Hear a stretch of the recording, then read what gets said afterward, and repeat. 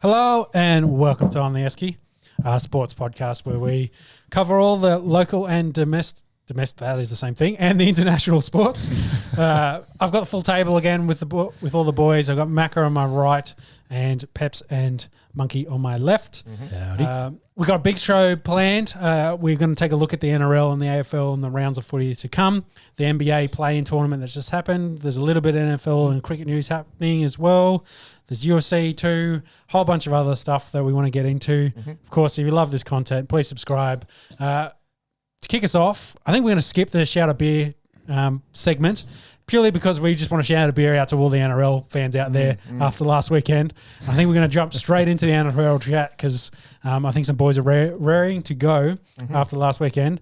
But first, let's have a quick preview of the Thursday night game because it is Thursday night for us. We're about 17 minutes into this game with the Cowboys 12 points in front. What are our quick thoughts on this game from what happened last week?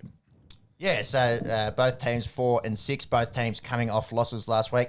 The Cowboys went down to the Chooks, unfortunately for Jason Taumalolo in his 200th. They are really missing Mitchell Pearce. Jason Taumalolo actually the second fastest to 200 games after Mitch Pearce. He's only 27.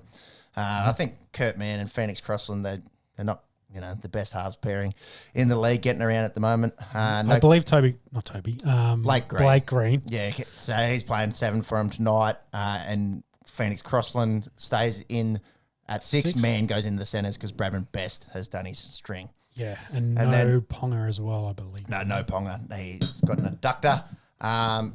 It's probably a bit of a stink game, really, to cop on a Thursday night, but it's footy, so... Yes. Yeah. It's a classic example of why you probably need a floating fixture. Yeah, don't No one wants to see North Queensland and Newcastle on Thursday night as North Queensland go 16-0 up, kick the cum. Yeah, but truth, Thursday night footy is probably not the premier time slot. I froth it. I'm with you. Yeah, but for viewership and what they try to... It's not Friday night. It's not Friday night, and it's not a game on, say, on the weekend either. But two teams that are both 4 and 6 at the moment, so... both in the same sort of position on the table. Yeah, except going the other ways. I think the Cowboys are on the improve and the Knights are sliding. So. Definitely. It looks that way. Injury is a big part of that as well, though. They've done well to get 4 wins together, to be honest. Yeah. We may as well just go tips on this, considering it's so far into the game already. And Cowboys are just going in as we're speaking and probably going to take an 18-point lead. Hands on hearts, everyone's gone Cowboys, I'd imagine. I had tipped the Cowboys yesterday. I did pick the Knights. Well, there you go. We're nice and transparent here, at least on That's it. On the Esky. You never know. North Queensland. Yeah, I thought I had Knights, but I am North Queensland. Yeah. So Monkey, the only odd one out. You're going to need one hell of a honest comeback. Guy down 16-0, kick the cum, still backed his tip in. Anyways, we'll preview the rest of the NRL games after our NRL news segment, and what a week it was. The big question, are these sin binnings and send-offs and over officiating, to put it lightly, are they ruining the game or are they in the players' best interest? Take it away, Sean. Well, Peppy, do you want to give us a run through of what happened last round, being Magic Round? Well, what was the numbers that came out of it? Well, they had 14 sin bins and 3 send-offs. So often you won't get 3 send-offs in a season. Yes. Verlandis, came out 2 weeks ago, I believe, with an email saying everyone's been warned, you've got to change your tackling technique. Any contact to the head, your players will go to the bin. There was 4 in the Knights-Tigers game. There was 4 in the Manly-Brisbane game. And some of the ones, like the Tyson Gamble one, like there was so little in that. Slap on the chops. Yeah, the Chad Townsend, he didn't go to the bin, but he got reported for a crusher tackle. And I get what they're trying to do. I think there was, and the other number, I can't remember. I was in the 40s though. I think it was over 40 people. No, 24. Anyway, there was a lot of people put on report from this week as well, which then ended up in a lot of guys missing this round too. Yeah, well, Mark's got the judiciary there. I doubt it's 40, but I think it was 24. Might have been pushing, 20. Because it was more than the sin bins. I think it was 10 more than the sin bins. Yep, no, that sounds about right. I get what they're trying to do. The intention there is good. We talk about concussion. We talk about it every week. You don't want guys, having problems later on in life. But the way they went about it, and it's such a big dick move from Verlandis it's Magic Round, it's no coincidence. We've got 120,000 people going over 3 days. People have travelled, and it was like watching a completely different game. It's like, hold my beer, let me see how I fuck this up. And there was one good game. like the Raiders Bulldogs was the only game that was entertaining after half time, and some of the games, like the Manly Brisbane game, that was done after 20 minutes. That the Dragons won, and in the referee's defence, that high shot from Fuyamano on Pappenhausen was bad. Like that was probably a send off. Yeah, that's deserved. But then a lot of these sin binnings, like you're just going, what is going on? And then bang, straight away the advantage goes to the other team. In the Manly Brisbane one, you had Gamble and Ricky getting sin binned within like 30 seconds of each other. Yep. And then Manly, to be honest, it probably didn't change the outcome of the game, but Manly went bang, bang, bang, 3 tries in 10 minutes, and then game's over. Yeah, I flicked straight over to the AFL. I couldn't give a fuck. Same thing happened with Storm and Dragons. Yep. Who went first? Was Maguire went first to the bin? Maguire went to the bin, and then then I think whilst he was in the bin, Fuyamano had his high shot. And they actually managed to get to halftime at 14-10 somehow. Yeah. But if you were a fan at the start of that game, you're looking at saying, hey, Storm need to play the best of, Dragons need to play the best they've ever played to beat the Storm. Yeah. After 8 minutes, you lose a guy. After 13, you lose a follower, and you're like, I'm going to go play golf. Yeah, like that's literally what I did. And to go back to that Raiders game, they did lose Whiting, I think, first, and then Papali followed him. Yeah. So I think there was about 3 minutes where they played with 11. But I think it was more, it shows how poorly the Bulldogs are going, where they did come back a little bit, but they couldn't capitalise on that massive advantage, and the Raiders did hang on in that game, which they probably should have lost. Yeah, we'll say they do that this weekend and against the Storm. They're getting pumped anyway this week, but we'll get to that after the judiciary. Yeah, so more send-offs, more fatigue, more errors. I think that's the general gist of things. As we said, it's affecting the product. The winning side averaged 37 points this weekend. That is obscene. We did see rugby union, banning the shoulder charge and any contact above the chest, they'll say. So even if you were getting guys' shoulders, and to be honest, I've never been a big rugby fan here. None of us really have been. Yeah, not huge into it. But watching it can be kind of painful from my perspective. But they did see at that World Cup that their head knocks and the concussion rates dropped 28%. So the story behind this was when they first started implementing this in 2017, the general rule of thumb was high shots penalties. Yep. Refs saw no real decrease in high shots or any effect of that rule. It's only when they started giving them yellow cards, red cards, sending them off when they saw that drop. So, and I suppose that's the thinking from Volandis. If you start punishing it and coming down hard and cracking down, people are gonna have to change their tackling technique. For mine, you do that in a trial game. You do that at New South Wales Cup level. You start changing and tinkering rules there. To do it on what's meant to be this big festival of footy on 2 weeks' notice. And he was on 360 saying, that the club's had plenty of time to implement new tackling technique. 2 weeks. Yeah. to change, a 120-year-old sport. Yeah, but you got to also think, and I wanted to cover this because for a long time, especially when young bloke, they come through, they teach you to tackle pubes to pubes. So it's the top of your groin to your armpits, essentially. Mm-hmm. That's your tackle box, that spot. Then around that time, let's say 05, you had your Sonny Bills, your Mark Gasniers, etc. They were hitting the line, getting through it, and then offloading. Mm-hmm. So then genius Melbourne saw them, they always get picked at this, but the rest of the coaches picked up pretty quickly. It was like, well, instead let's increase that tackle box. So it's essentially, let's hit the ball and say the top of the shoulders. So that tackle box actually gets smaller. But the idea is absorb that initial hit and then multiple men into the football. And start wrestling the fuck out of people. Exactly. And then that's where the wrestling came into slowing down the ruck. But you got to, that was 15 years worth of development of tackling. You're not going to get that habit and that culture. And if you ever had to do any change management, you don't fix it in 2 weeks. No. It's ingrained habit. And you saw a heap of ex-NRL players coming out and just criticising the fuck out of it, saying this isn't the game we played, this isn't the game we grew up watching. The intentions were good. I think that's worth covering because, of course, Volandis has come out and he's been slammed. He's slamming everyone that's been getting stuck into him, saying how how detrimental this is to the game. Detrimental. And kind of trying to push this hey, we've got to do this. Like you said, the big dick play. I don't think anyone's criticising the fact that they are now taking a significant stance on head knocks or head collisions, whatever you want to. Trauma. Trauma, exactly. I think the more important bit of this is like it's about fucking time. I think the follow that question is like, why are we doing this in round 10? Yeah. Doing it over an off season, you've got trial games. Yeah.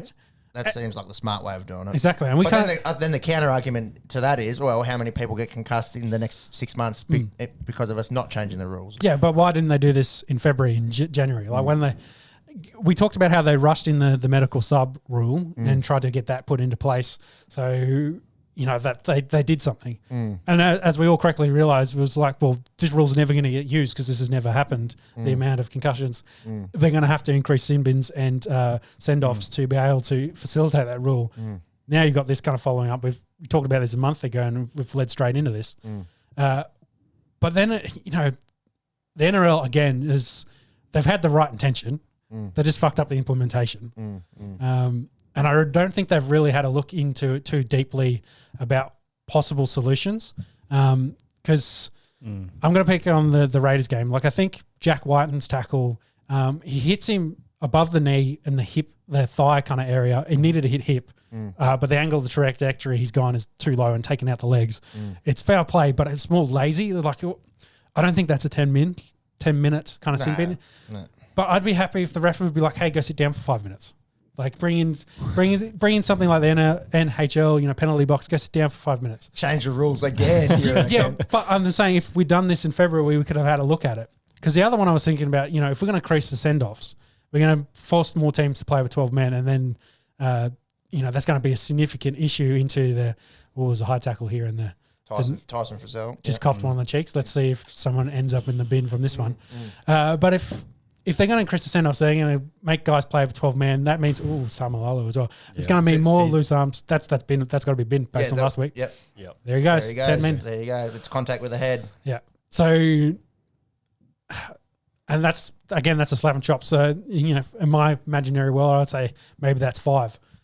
Sitting down for 5 minutes. So because 10 minutes it's an eighth of the game, and it's 1 quarter of a half. So it's a significant portion. Math lad down here. So it's a significant portion of the game. Yeah, so like we said, we were seeing people scoring teams scoring 3 tries in that 10 minutes. So that changes the outcome of a game. I don't mind sin bin. Like 10 minutes is good. Like you're obviously putting your side offside for doing that. That's the detriment. Yeah, but I'd say is he going to miss like 3-4 weeks now for that hit? Yeah, but the other point that's what I don't necessarily like about it. If Tyson had broken his nose and he missed the month, then it was fair. So I think the penalty has to warrant the crime, and something like that. That's why I'm thinking like a 5 might. They've always talked about the 5 because the 10 never got used.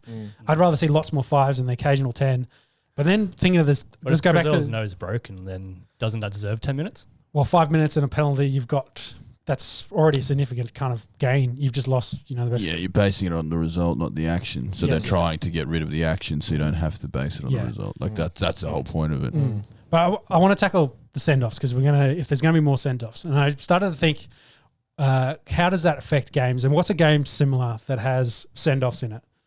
Soccer. Soccer's the biggest one. So if you look at the red card statistics, essentially if you get a send-off, it doesn't matter if you're home or away team, the other team is 3 times more likely to win. Yeah, of course. And an extra man. And it's an extra man. But you got to remember, soccer's not a sport where you got to set a defensive line and make 500 tackles across the entire team. That's in a game. Yeah, you can park the bus. There's different kinds of strategies that you can use. Exactly. So, it's such a huge loss. And I kind of was thinking, again, to steal some American sport ideas for rules, why is that not, say, an injection? As in, like, take Papale, for example. I think his high shot, when I first saw it, I was like, oh, no, that's a 10 minutes. Why are you sending him off? But then I rewatched it and I was just like, no, I'm fair. I'm fairly copped that a send-off.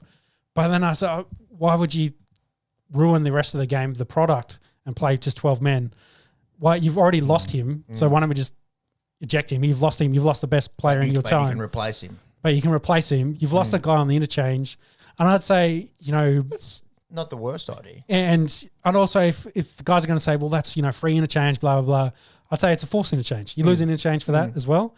And then I'd say if it's towards the end of the game, last 5 minutes, you got no interchanges left, well, then you're stuffed. You have to play with 12. But I would have thought, so you can keep that 13 on 13, because I was thinking about the NBA does it with their injections. They don't play with 4 guys. And then the NHL, they 5 on 4 basketball wouldn't be much. No, and well, the NFL, like, can you imagine if depends who the 4 were? I think. Yeah.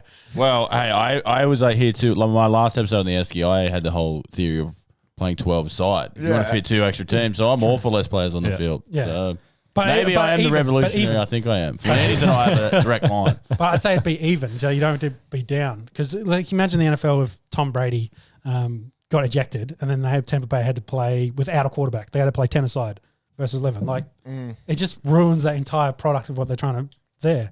So that's why I'm kind of thinking the same sort of idea. Yeah, but if Tom Brady gets knocked out by an illegal hit, it's the exact same thing. So but you're ejecting the other. You know, it's you're losing that guy as well. So it's what you're saying is punish a player, not the team. Yes. Yeah, they're one and the same for mine. Yeah, well, you're punishing the team anyway. You're losing a really good player. It's it's not like you don't really see a team sending out third stringers on there to then go destroy Tom Brady, so then he gets ejected. Like, it's just not how they play, because it's just not doable. And like, you're not going to see that in this week. Go out there, so someone goes out and knocks out Nathan Cleary, and then he's going to sit in the. You send him off. Yes, you can play with 13, but you've got 3 on the bench, and we've already seen how difficult it is when you're down on the bench guy. You've lost an interchange. Like, I think that fits as enough penalty in the game that when you come to, he's probably getting another month or so after that you're going to lose that player significantly. So the team's already impacted. I just wanted to make it more of a fair contest for the remainder of that game. That was kind of my point. With you. What do you got there, Max? Yeah, so very loosely, I've just brought up Rugby World Cup red cards as well. So going back to your soccer chat. And generally speaking, the team that player gets a red card for, they're on the losing side as well. Yeah. There's the odd occurrence where they're not, but it's Luis Suarez got a deliberate red card, won them the game. Yeah. There's a few aspects of that. Stats behind it, I guess. Yeah, the stats are like, I think for the soccer it was on average, depending what side you're on, you're like a 40% chance of winning a game. Of course, they've got lots of draws, but you get a red card that jumps past 60. So it changes the game a lot. It changes. It's a huge change in that. And just to finish up our points on this, some people kind of coming out their reactions that one, it's about showing the sport for the mums and dads. They want it to be a little bit safer.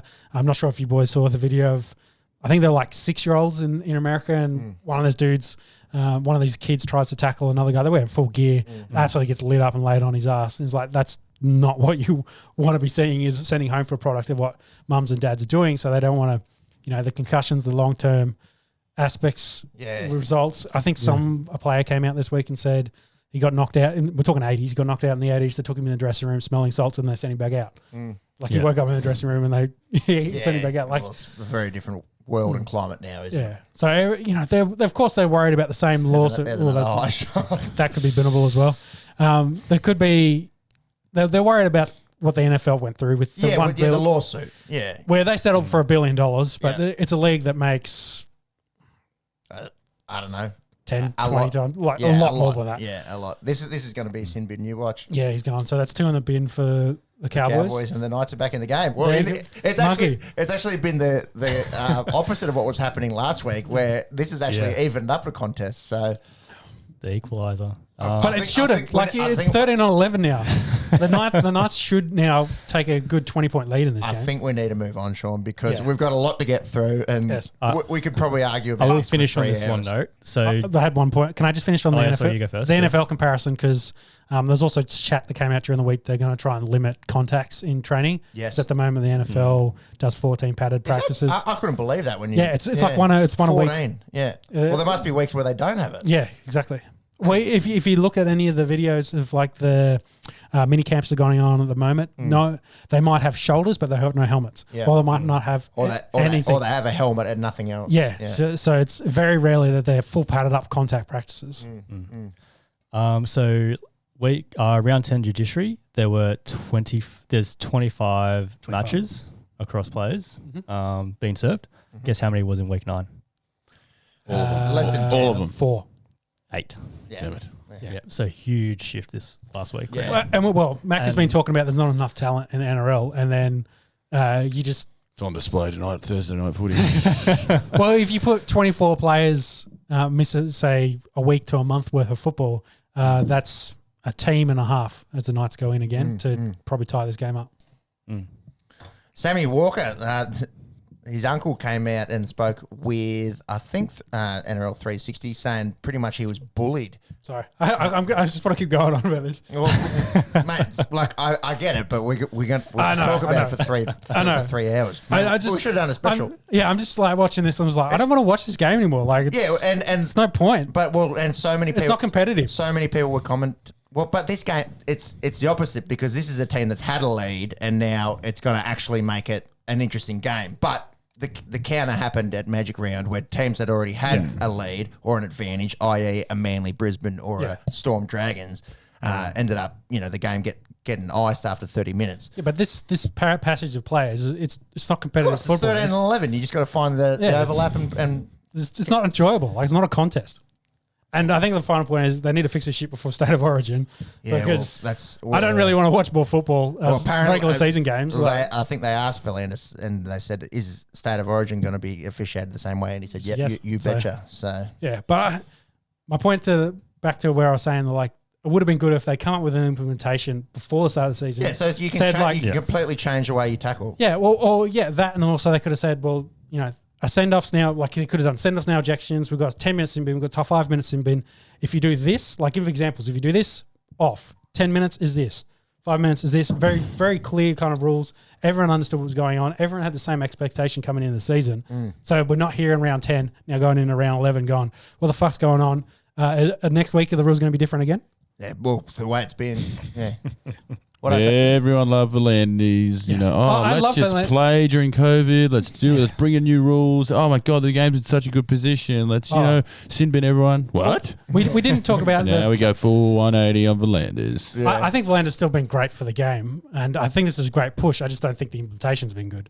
And they came out today with the fatigue stats and said, it's not as more fatiguing as previous years. And then it's like, well, what the fuck was the point of all the new rules we created to increase stats as well pace, in that article?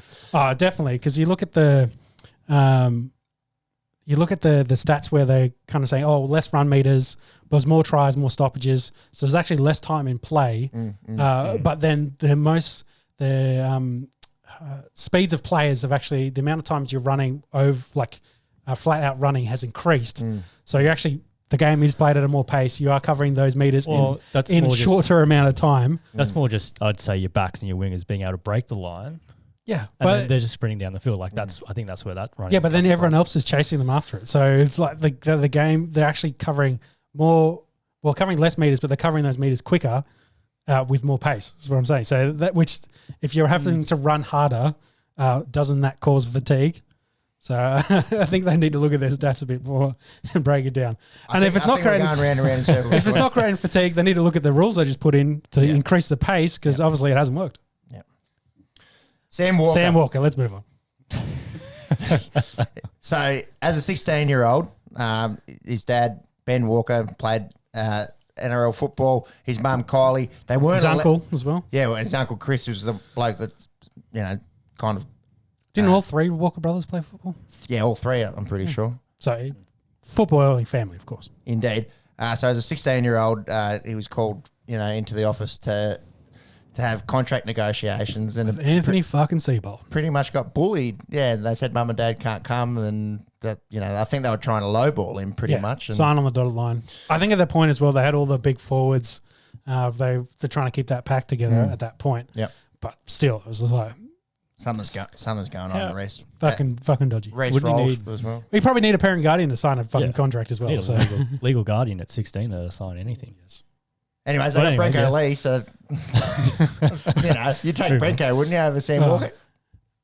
Yeah, that's sarcasm. That's sarcasm. By the way. He's to be fair, was very good in Origin last year. Yes, and he, of course, is a Storm player, which is funny because the following on news was Maguire had, Tigers head coach Michael Maguire, flew to Brisbane yesterday to talk to Osako and Pangai Jr. about signing them next season to come play for the Tigers because Broncos are happy to move them on because they're looking at Hines and Hodges. Hines being...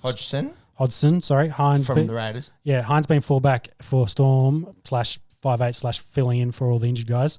And Hodgson's the Raiders hooker, of course.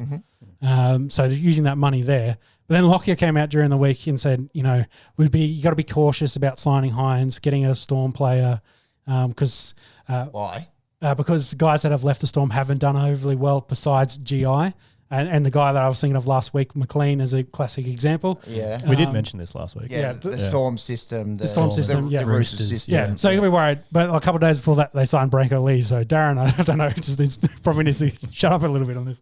Because it's a bit back and forth. Well, he's a Broncos legend, though. Surely well, he's on the board, so he's there. Yes, he's got a right to express his opinion. Yeah, but you sign a guy from the Storm, and then next minute the like really good up and coming player from the Storm, you saying you don't want to sign him because you're worried about his potential. Mate, that club is a shit show. It'll be interesting to see what Reynolds can do when he goes there next year. Well, if they can pull Hines, Reynolds, and say and Josh in to play a hooker, like that fixes their spine, and they've got Stags playing 6.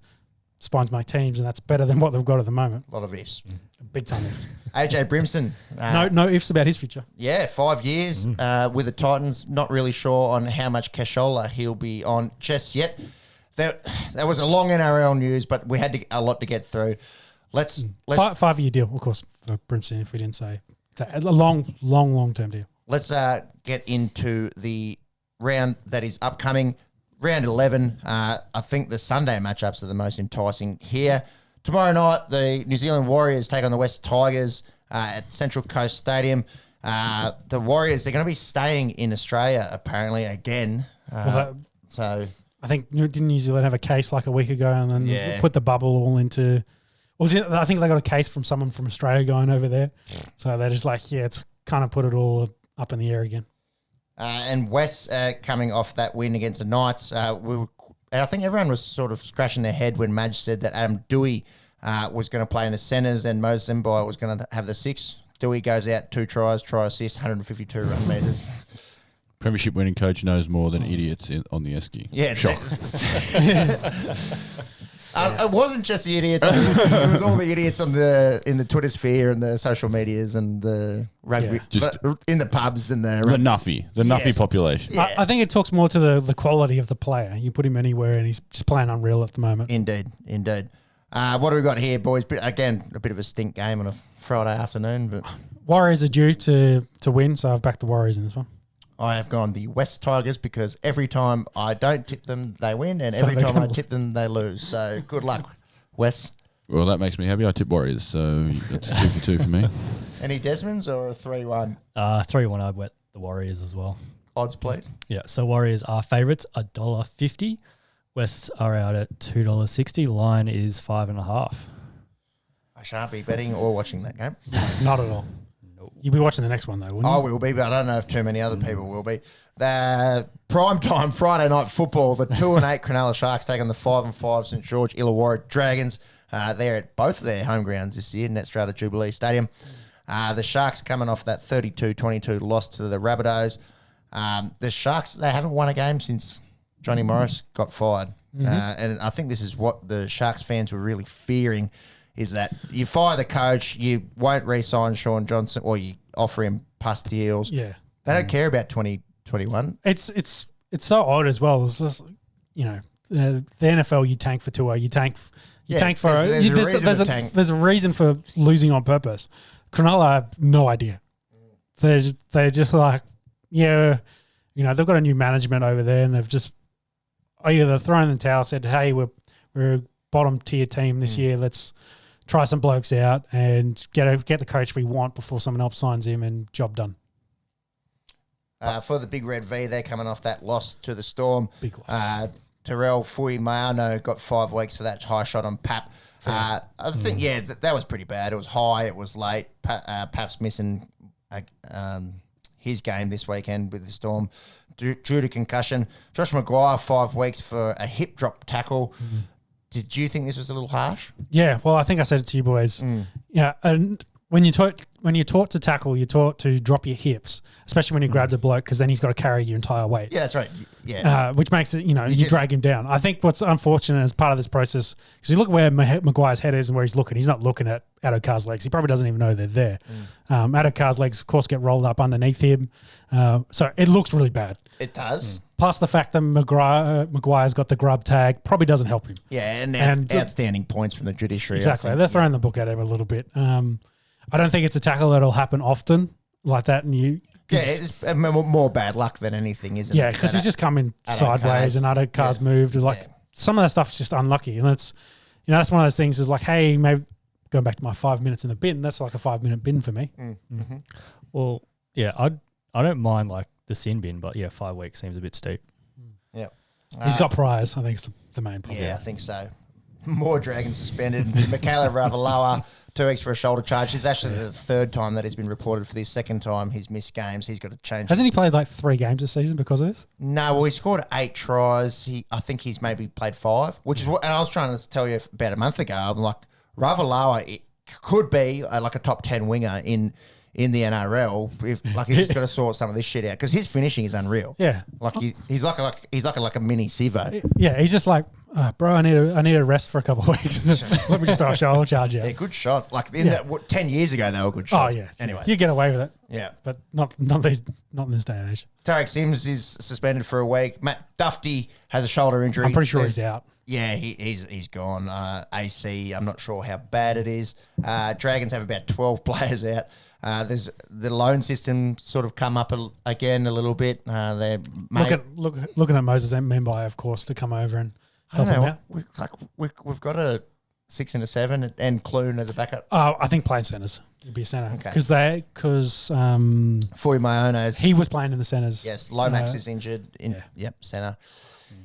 Jared Beale, they signed him out of retirement. Yep, he's only 30. He's only 30. Yeah, and I think he didn't play last year. I think he might have played the year before. Yeah. He's played with the Dragons before. Broncos, played Sharks, with Warriors. Griffin, outside of that, Marks, the odds here, for me, again, red and white glasses, perhaps these seem a little strange. I know the Dragons are decimated, but the Sharks have been really bad. So odds are Sharks are favourites, $1.42. Dragons are out at $2.90. The line is 6.5. Decimated Dragons, but they've got their whole spine. We talk about spines and Ben Hunt getting stuck in saying it's not touch, so they might be fired up a little bit in this one. They don't have Duffy, I should say. Cody Ramsey playing fullback, but 6'7" is all. Well, they don't have their starting hooker either. But he's been out for the start of the year. Oh, Cam McInnes, but they signed McCulloch. They've got McCulloch. Sorry, I forgot McCulloch there. Saying all that, I still back the Sharks. I think it's about time they broke their streak of losing games. They play pretty well against Souths. Weren't embarrassed by any means. Yeah. No. And a bunch of blokes over there playing for contract as well. Did Fafita play in that game against Souths? I think he did. Yeah, I think so. Yeah, bit of guy trying to come back into the squad. So I think maybe they break their 6-game losing streak. I think they're on at the moment. Joseph? I'm with you, perhaps. I go Dragons, I think. Sharks did show a bit late there. They killed one punter's over bet, or under bet, I should say, with a late flurry of tries. But, I think Dragons, like you said, the main players are there, so I think they're too good. Sean might be able to pit one over all of us. I've gone Dragons as well. There you go. There we go. No Desmond's here. Into Saturday's game, Gold Coast Titans, they're 4-6. Canterbury Bulldogs 1-9. The Titans were belted by the Pink Panthers, the Red Hot Panthers. Herman SA to miss 3 weeks for a high shot and Brian you guys see this one? This was this was the worst one of the round for mine.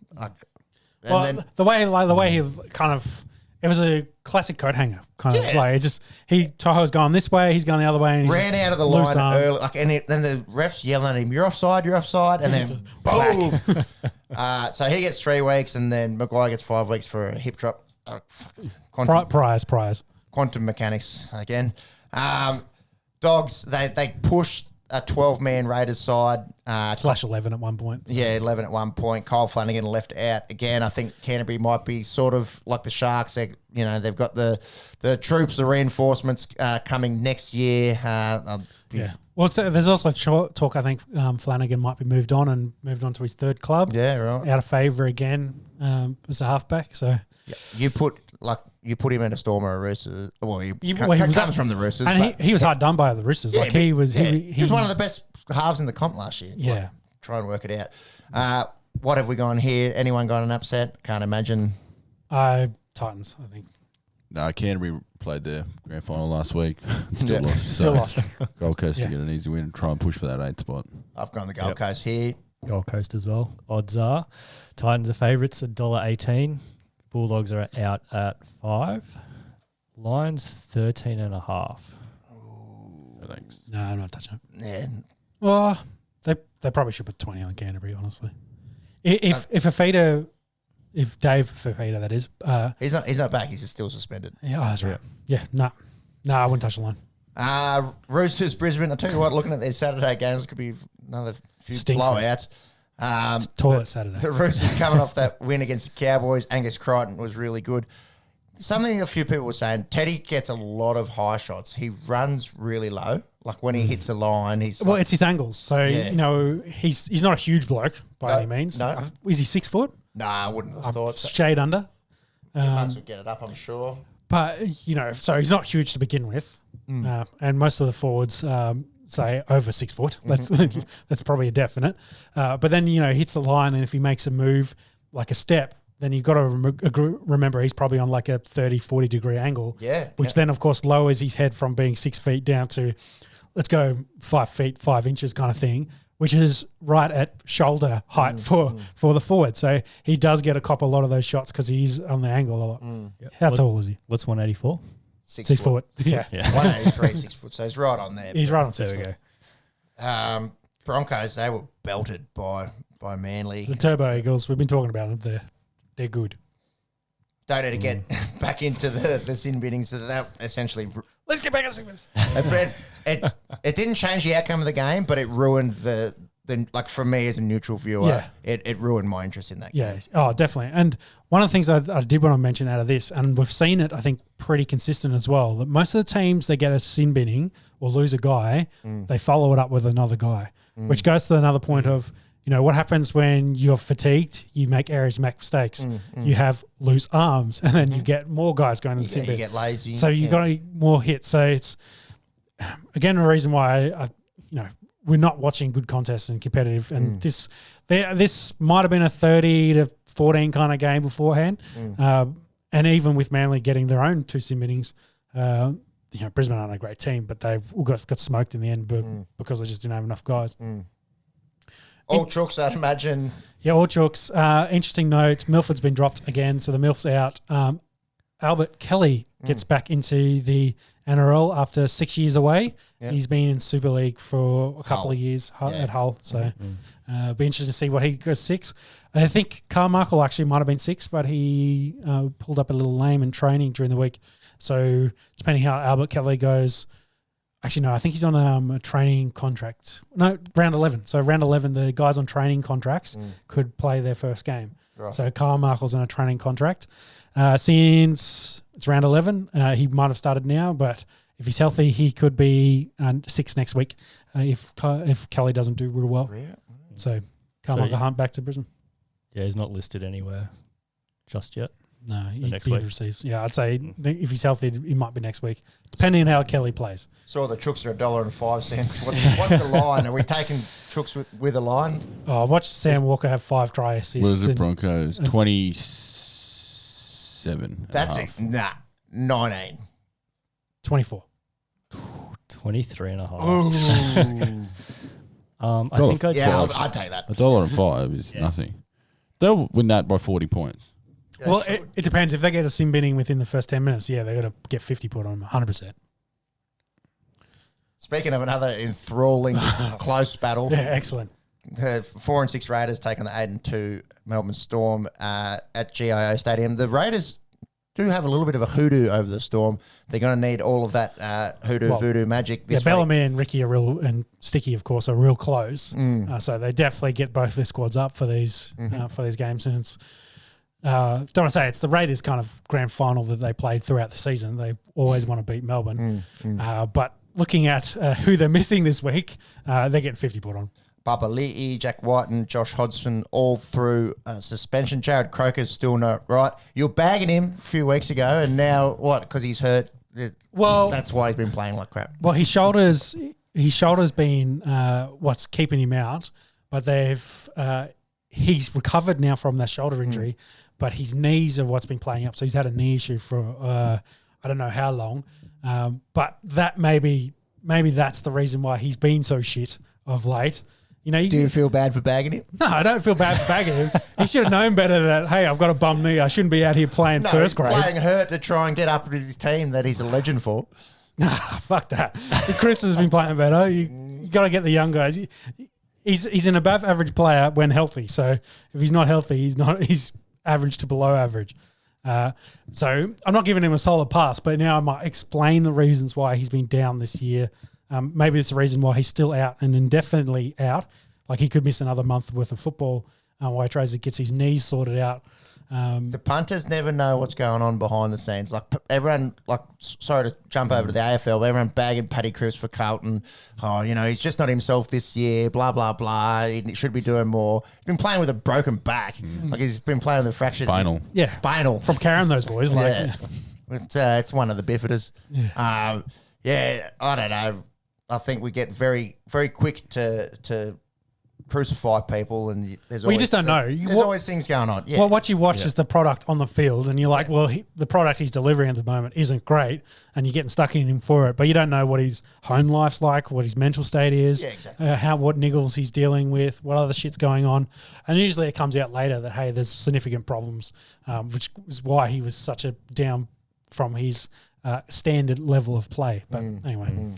As we mentioned, Papahazen, of course, is still out from his concussion. I think they were saying this week he had some of the symptoms, but he post-concussion symptoms, but he's now past those, and they're just being precautious, of course, for him. There's some chat that some, let's call them previous greats, whatever, I don't know, former legends kind of saying that, hey, maybe he's not built for the Origin arena if he's missing these many games that he has. Yeah, I suppose the question mark around him at the moment is he's so speedy, but he is that little bit leaner. Yeah. Is he made of glass? A little bit undersized. Oh, I wouldn't say that. I wouldn't either. I think he's excellent. But. Yeah, just his build. But a bloke that's not made of glass that is Dale Finucane, the bigger bomber. There's a lot of talks that he might be leaving the Storm next year due to cap pressure. Dragons, Dogs, Tigers, all interested. Would love to bag Dale Finucane, very good player. Again, as everyone tipped the Storm, I'd imagine. Oh, big time. Storm. Yeah, I've got Adokar for a triple, and that'll take his try scorings from 14 to 17 and an unreal run that he's on. Yeah, there's no reason why he can't. Not with the way they're playing at the moment. Odds in line. Even without, it's Harry Grant and Munster. I think they're both being rested this week. Yeah, Munster and Grant aren't playing. The Cheese is back at 9. Yeah, they get Cheese back. Yep. So odds are Melbourne are favourites $1.12. Canberra out at $6.50. They're getting pumped. Look at that line. Sean's taking this. Not really. So line is 16.5. Oh, I'd get on that line, 100%. Yeah. Sorry to my Raiders fans. It's pretty juicy for me. I've got a question about the Raiders. When did Papali turn into Papali'i? Was that just was that a simple transition that we all just accepted? Papali'i. Yeah, because Ray Parner did it as well, and Rapana. Yeah. Wouldn't you do it the first time someone said your name wrong? Wouldn't you go to UA and just be like, hey, Rapana to Rapana, you are right. And there's another one. Who was the other one? Yeah, Nicole Klustag. So the Raiders, for whatever reason, got in contact with some of the relos, and they're like, "You're fucking a name up. Get them to say it properly." But when you're doing, if you're a commentator doing research for a game, what's his name? And you go, "Oh, it's Papali." Well, the same thing had to happen to Matt Gillett, who was Gillette for quite a long time, until some distant relative came and told him, "Nah, No, mate, they're fucking it up. It's actually no. He never told anyone corrected it, and I think Rabbits asked him, and he's like, "It's Gillett." Yeah, you know what the problem is all you white boys can't get a Wog or an Islander name right. You've been saying my name wrong for 15 years. Get an H in your name, would you? Anthony. Tony. Yeah, there's no H. Tony. It's H. H. And H. And H. There you go, the big H down. And H. RH. We do not need to go down that rabbit warren. So Melbourne Bay a lot, and I think this is we've gotten through it. We've gotten through it. Sunday, there's 2 good games of rugby. This is the game of the round. Promise to be good games at least. In Dubbo, the early game at Dubbo, South Sydney 8-2, Penrith undefeated 10-0, the first team in the NRL era to start 10-0. That's pretty unbelievable, and they were actually one of the only teams last week where they were a man down and they were still smoking the Titans. They scored 2 tries with 12 men when the Titans had a man in the bin. I believe that was SA. Nathan Cleary broke the fantasy record last week with 144 points. He was unreal. 3 tries, 8 goals. Don't need to go through the rest of it, but yeah, unbelievable. I'm the only person in my fantasy league that doesn't have him up. He started at about 900. I go, it's a bit rich. No, he'll drop a few and I'll pick him up in round 4. Yeah. And then he's just gone out of his skin. He's at like 1.15 or something at the moment. And the next highest is Dave Fafita at 920. Like it's ridiculous. Yeah. So I'm fucked in my fantasy league. Thanks for playing out his skin. All is forgiven if you do it for the Blues this year in Origin. Speaking of superstar guys, Latrell Mitchell is back after his 4-week stint on the sidelines, so he'll go back to fullback. Cody Walker to 6. Jaden Sewer avoided suspension, so the Rabbitohs are full strength for the first time in a month. Did these guys play a couple of weeks ago? Oh, I can probably have a look at that. I don't think so. They haven't? I thought South might have. Maybe it was Storm I'm thinking of. They played a couple of weeks. Played Storm twice. Yeah, that's it. Yeah, and they got belted by the Storm 50-0. I don't think these the league draw's dumb. I don't blame you for getting that one wrong, Sean. Nah. 16-team comp. Everyone play everyone once. Because it's kind of been clear that there's... Nah, they haven't. Yeah, there's 2 teams that have kind of put themselves in the front, and Storm, though they're in 4th or 3rd at the moment. 3rd. Yeah. The Eels, of course, in 2, and they're deservedly meant to be there, only losing 1 game. But I think the Storm just have a little bit more class and talent overall in their roster. Oh, yeah. But, they're dropping 50 on blokes, on teams on the reg at the moment. Them and Penrith, they're just, let's just do the grand final next week because it's going to be those 2. Not necessarily. A lot can happen, but yeah. Nathan Cleary could break both his legs next week. Hopefully it doesn't happen. Touching on wood down here. I was going to say. Yeah. What have we gone here, boys? Anyone brave enough to back the Panthers? Nope. South upset, I should say. No, I don't think Penrith are losing until they Too play many changes Melbourne. for South. They'll need a week or 2 to adjust to everyone getting back in. Yep. Yeah. Penrith. Yep, or Penrith. I think it'd be close on the odds, wouldn't it? Odds and line. Not too close. So Penrith are favourites, $1.31. Souths are out at $3.50. The line is 9.5. Can I get the total match points in that, please, Monkey? Yeah. Both these teams can score. So they reckon, if it's between 40 to 50, I'd take it. Yeah, so unofficial sponsor sport bet has the total match points as 47.5. It's up there high. That's a bit high. That's 24 to 32 here at halftime. That's true. It's true. It's very doable. We are talking Penrith. Penrith can defend, though. Penrith can defend. Souths have shown they can't. But this is like a 32 to 24 kind of game, so I think you get there. That's why it's high 40s and close to 50. But I could probably take that. Penrith have conceded 72 points through 10 games. So fuck. 7 points against 7.2. That's so very good. Yeah. How many have they scored? I'd be staying away from that. They have scored 308. Their points difference. So 38 to 7. That's an average score in a Penrith game. Fuck off. Yeah. 30 to 308. So it's 308. Yeah. So 30 to 7. Oh, is that all? Yep. Fuck. Yeah. Their points difference is 236, and Melbourne's is similar. Yeah. That's what happens when you drop 50 points. Top and bottom is too far away. Yeah. The gap. That's what I mean. Pull a player off the field. And it's gone. Yeah, it's gone from a few years ago where tipping AFL used to be, like shooting ducks, shooting sitting ducks rather. And fish in a barrel. And and tipping the NRL was like, oh, what could happen kind of thing. And it's like there's barely any games that are like that these days. Moving forward. Well, this is the only game you probably watch this week. This and Parramatta versus Manly. No, the rest of them. I'm a sucker for punishment. I'll watch a fair bit. But you'll watch the Dragons lose, but Parramatta, Manly, Bankwest Stadium, 4:00 Sunday afternoon. Para coming off that win against the Warriors. They're 9-1. It was nice to see young Jacob Arthur score a try on debut and lead his side to the win. Yeah, great scenes. Post-match, the scenes with his old man tearing up, giving him a hug. And big man with football, Regan Campbell-Gillard. 2 meat pies in 2 minutes. Don't often see that out of a big prop. Manly have completely spun their season around after a horrid first 4 games. And they are 5 of their last 6, including that demolition of the Broncos last week. Tommy Turbo. Only lost to Penrith, as we keep mentioning. So that's two this week. And is it 3 weeks in a row he's scored 2 tries? Yeah, I believe it's 3 in a row. He's been unreal. Yeah, yep. I tell you who else has been unreal. Ruben Garrick. He 9 from 9 with the boot on the weekend, several from the sidelines, and Kieran Foran will be out for at least 2 weeks with a broken hand. Monkey, if you wouldn't mind the odds first. Odds first. Change it up. Change it up. So, Para are favourites, $1.45. Manly. They're out there. Yeah. $2. Manly's $2.75. Lion is 6.5. Yeah, I was going to say 6 something. Yeah. This will be a good Who have game. you got?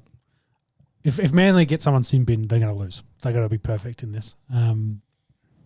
Which after last week, they're getting 2. Maybe doesn't mean their chances are real great. I've backed Para as I think they're there to stop it. Let me double check. Yeah, I did really, really consider this. I think it wouldn't surprise me if you boys picked Manly because this guy should be a red hot game. But I've gone Para. I think they're a bit better off. Mitch Moses, I think, is going to reconfirm and stay at the club after Brisbane got Adam Reynolds. And he's been firing for them. He's been real good. Has. Yep. He's been overshadowed definitely by Nathan Cleary this season, but he's been real good for Para, and that's why they've only lost 1 game. I have tipped Manly. Yeah. There you go. Para have beaten the Melbourne Storm, and then outside of that, no one else of note, really. They are playing really, really good football. There's no reason why they can't beat Manly here, but, the way Tommy Turbo's playing and the way DCE improves when he is in the side, I've gone the Sea Eagles for the upset here. Yeah. Obviously, Caps took the words out of my mouth. I think Parramatta, a slightly fraudulent team. If you go back, they did beat the... they beat the Storm. The Storm was it. They may have beat the Roosters as well, who were banged up, I think. Yeah, that's that was very banged up Roosters. Yes. I'm going to throw a little bit of a fraudulent tag on the Parramatta Eels. I think if the finals were today, they'd be a classic done in straight sets type team. The foreign injury probably hurts my case, but did they move Schuster to 6? Because he's been playing unbelievably as a second rower. I'll check that whilst Monkey gives a tip and some odds. While we wait, here's a tweet from Jamie Soward just tweeted, "We need the 5-minute sin bin." So shout out, already on it. Shout out, fan of On The Esky, former Origin great Jamie Soward. Led us to 2010 Premiership glory, the only one in my lifetime. Thanks for that, Jamie. Obviously, he likes and subscribes to On The Esky. Good on you, Jamie. Thank you. Live streaming. Yeah, Schuster's out at 12. I have backed Manly as well. Wow, 3 upsets. 3 upsets. Cade Cust. So I could go 2 point. Who? Shocking name. I'm either going to be very far behind or very far in front. So who was 6? Was it Cade Cust? Cade Cust. There you go. And I think that will wrap up the round of NRL. We don't want to go back and talk about sin bins and all that. No. Yeah. You're going to spare 45 minutes. I just want to do a quick Origin spine check because I think it's worth talking about purely because of Queensland. My spine being Ponga, Munster, DCE, and Harry Grant. So of the 3, only 1 is playing at the moment. So cause for concern. They've all been red hot when healthy, but it's just one thing to watch because we got a week away before 2 weeks away before they announce the teams. Is it the end of? I did send it a note about. I think it's the end. I think it's next Sunday week. Yeah. So next Sunday they'll announce the teams. Mm-hmm. So I'm not sure if the boys will get a game in. Maybe they play next week. Wouldn't surprise me. I talked a little bit about their being rested a bit to get them right, knowing they're probably going to play Origin. But it's interesting to see whether Ponga will play one or maybe Brimson plays one, depending, because Ponga's been a bit hit and miss. But when he's on, he's on. Munster and Harry Grant, I think, picked themselves, but it wouldn't surprise me if what's the Parramatta? Reid Marnie might get the start at hooker, and Harry Grant maybe plays as that 14 as a sub that comes on. You shooed me. I brought this up about a month ago, and you said no, Harry Grant is guaranteed to get it. He's not. He hasn't been playing though. If he's healthy. I think they pick both of them. Yeah. I don't know who starts and who plays as a 14, but that's my feeling is that both Reid Marnie and Harry Grant get picked, but time will tell. Give me a quick New South Wales spine check. Teddy 1, Cookie 9, Cleary 7. Mm-hmm. I suppose the only sort of question mark is around the 6. Yep. It's the general consensus seems to be that Jerome Luai is going to get the nod, stay with his Penrith. Yeah, the Penrith Panthers. Yeah. Jack Whiten, Cody Walker. Well, he's suspended now for 2 weeks? One week. Jeez, you're a good Raiders fan. Yeah, but sorry, I'm cross that because I know Papali's going to miss three. He'll miss. He'll miss first state of origin because of that. Yes. But yeah, with Jack, the way the Raiders are going, he's been okay, but his form's, the rest of the team's kind of bringing down his, what he's putting on. Yep. He's not where he was last year with the Dally M winner. So yeah, he might miss out on the entire side, honestly. With way Turbo would be one of the centers, and then they might pick another bloke. I can tell you that I've got it all mapped out. Yeah, you got it mapped out, but I think we'll do it next episode. That's next week's problem. Correct. But I think it's just worth noting going into next week's games as well. And we can't talk about this week because most of the Queensland guys are all injured. But it's worth watch those guys this week and see how they go and how they come out of it. Because besides Cookie, who was the other guy in line for hooker for them? Because I think there's some chat that maybe they wouldn't run. Happy Carousel. Yeah, maybe it was Carousel. It might be someone else. But anyway, we'll see how that goes. And with that, that'll wrap up the NRL. No sin bin so far in this game. It's now 2016 to Newcastle. They've just scored. Full complement of both teams. 31 minutes and a bit to go in this game. Ever give an end to the result. Monks tipped Newcastle. Put on 20 unanswered points. Lead 20-16. 2 sin binnings helps. Let's get stuck into some AFL news. The big one for mine as a Carlton fan came out this week. That everyone has got their eyes on Harry Mackay. It seems Hawthorn, the Kangaroos, and the Dons have all got some cash to throw at him. Reports are he might be getting 1.1, 1.2 mil a year and up. He's only 22. I hate to interrupt you, but they're about to bin another Cowboys bloke. Who is, On report. But no bin. No bin. They've had enough binnings. That was just as bad as the ones in the first half. What the fuck is this? I don't want to keep going into it, but after watching that replay, it was exactly the same. There's no consistency. Nah. Anyways, we can talk about it all night. Let's talk about something else. Well, let's go back to AFL. Seems like Essendon might have the most money to throw at the big fella, but be interesting story if the Roos get him go play with his brother. Brother at the other end, playing some pretty good footy, seeing a bit of the ball, being the fullback for North Melbourne. Young Benny Mackay. I think Essendon are an interesting player. The first domino to fall is Zach Merritt. He's obviously a free agent at the end of the year. Port apparently very interested in him and these other clubs. I don't know about the move for Harry Mackay to move from Carlton to like an Essendon. You'd probably in about the similar spot. Carlton a little bit further ahead. Yeah. Who's closer to a premiership right now? Out of all those teams, it's Carlton easily. Yeah, Paddy Cripps came out and he said he's pretty confident that Harry will stay. Cripps obviously took a bit of a pay cut to stay a bit longer, so there was a bit more money to be thrown around. He's been red hot. Harry's leading the Coleman. Looks fucking pretty unplayable at the moment. That big raking kick. Carlton need Charlie Curnow back. If you can get if you can get both of those guys healthy and flying, then you throw in a Silvani and McGovern. Like their injury list is rivals anyone in the competition at the moment, Carlton. So, and he's still performing without sort of a noted second tall. I mean, Levi Casbolt, had he's his good. 150th on the weekend. Good serviceman. He's done very well to get 150 games, Levi Casbolt. But Harry Mackay's a gun, and he's only just putting, what the money's rising. The stocks in Harry Mackay. Teams want to jump on now. 22, like you say, Peps. Mm-hmm. That's a 7-year deal.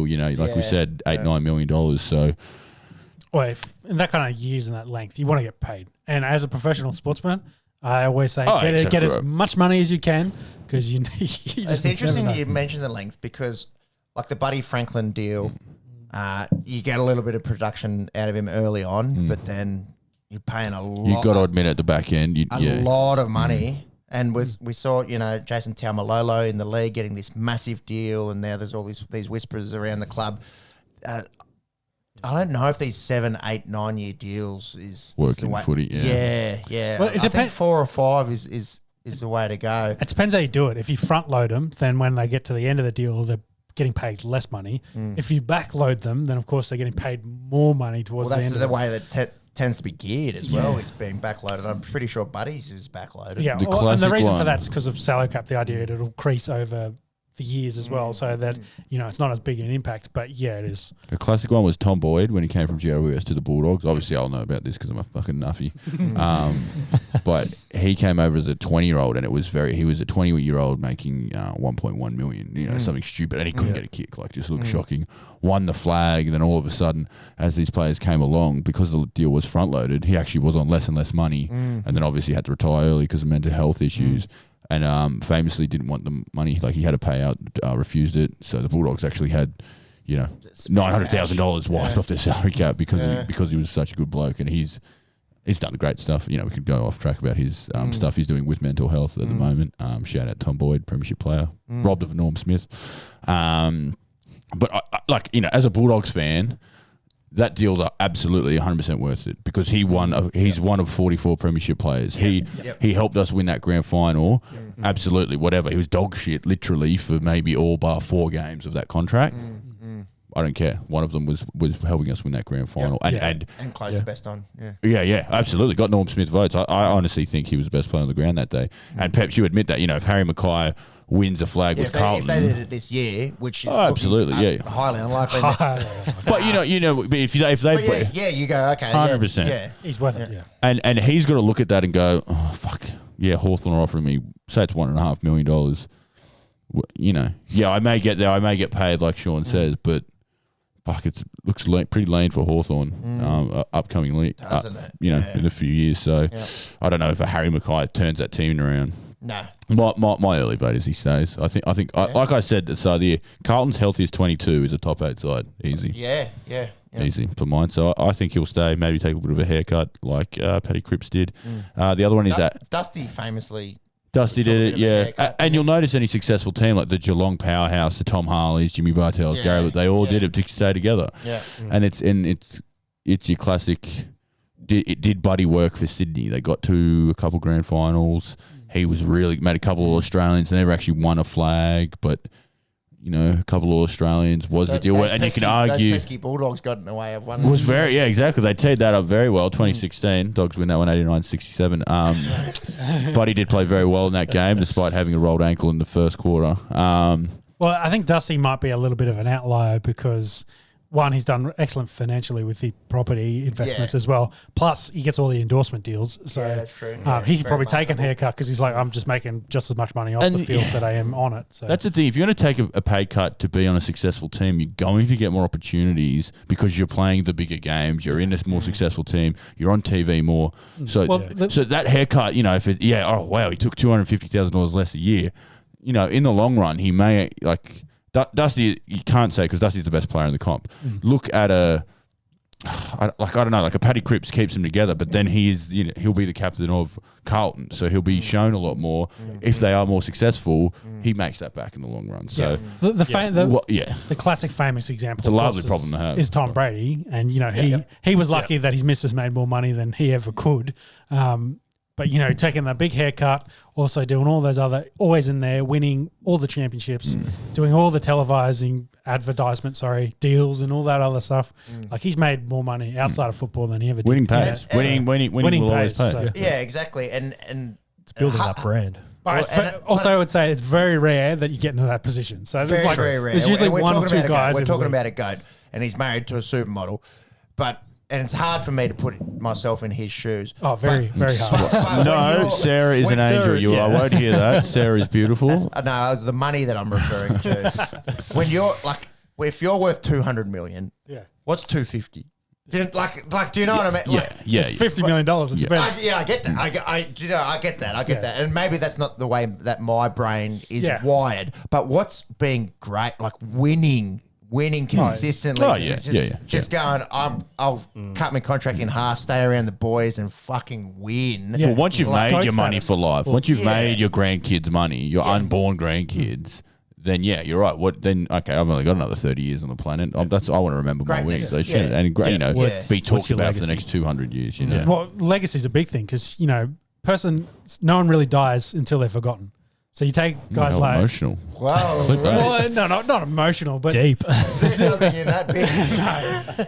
But Tom Brady, as an example, all Dusty though cemented his legacy. In 100 years' time, they'll be talking about him exactly. and that. Just like we talk about the greatest guy, say war generals in history, Julius Caesar, etc.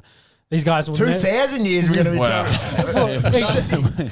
Well, Dustin Martin and Julius Caesar in the same sentence. Only on the Esky, ladies and gentlemen. Only on the Esky. This is how much we love our sport right here. I thought you were going to go to like a Babe Ruth or Don Bradman was there. Don Bradman. Same thing. But the other Julius Caesar. Dear oh dear. I'm using that as the comparison for a guy that's throughout history for over 2,000 years, everyone still remembers him. Right. You know what? If Dusty wins Hercules, top bloke. Yeah, exactly. Jesus, very stiff not to get a look in here. Jesus, we got Dustin Martin and Julius Caesar before the big J man gets a mention.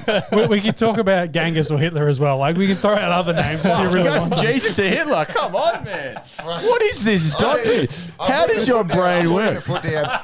But my point being, legacy lives on a lot longer than you ever will. And, if you never want to be ever forgotten, leave a lasting legacy like Tom Brady. Like, Dusty's probably going to add to it. If he wins another 2 or 3 flags, he'll be like, greatest of all time. Like, no doubt. Just checking, we got to Julius Caesar and Hitler from Harry Mackay.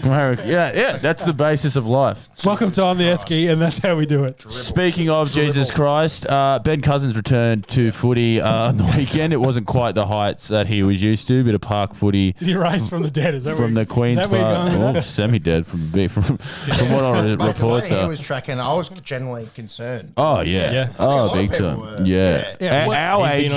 Our age group, Ben Cousins is on your Mount Rushmore of footy players as far as I'm concerned. He was prime, late 90s, early 2000s footy player, just jacked, so smooth, used the ball well, ran his guts out so hard at the footy.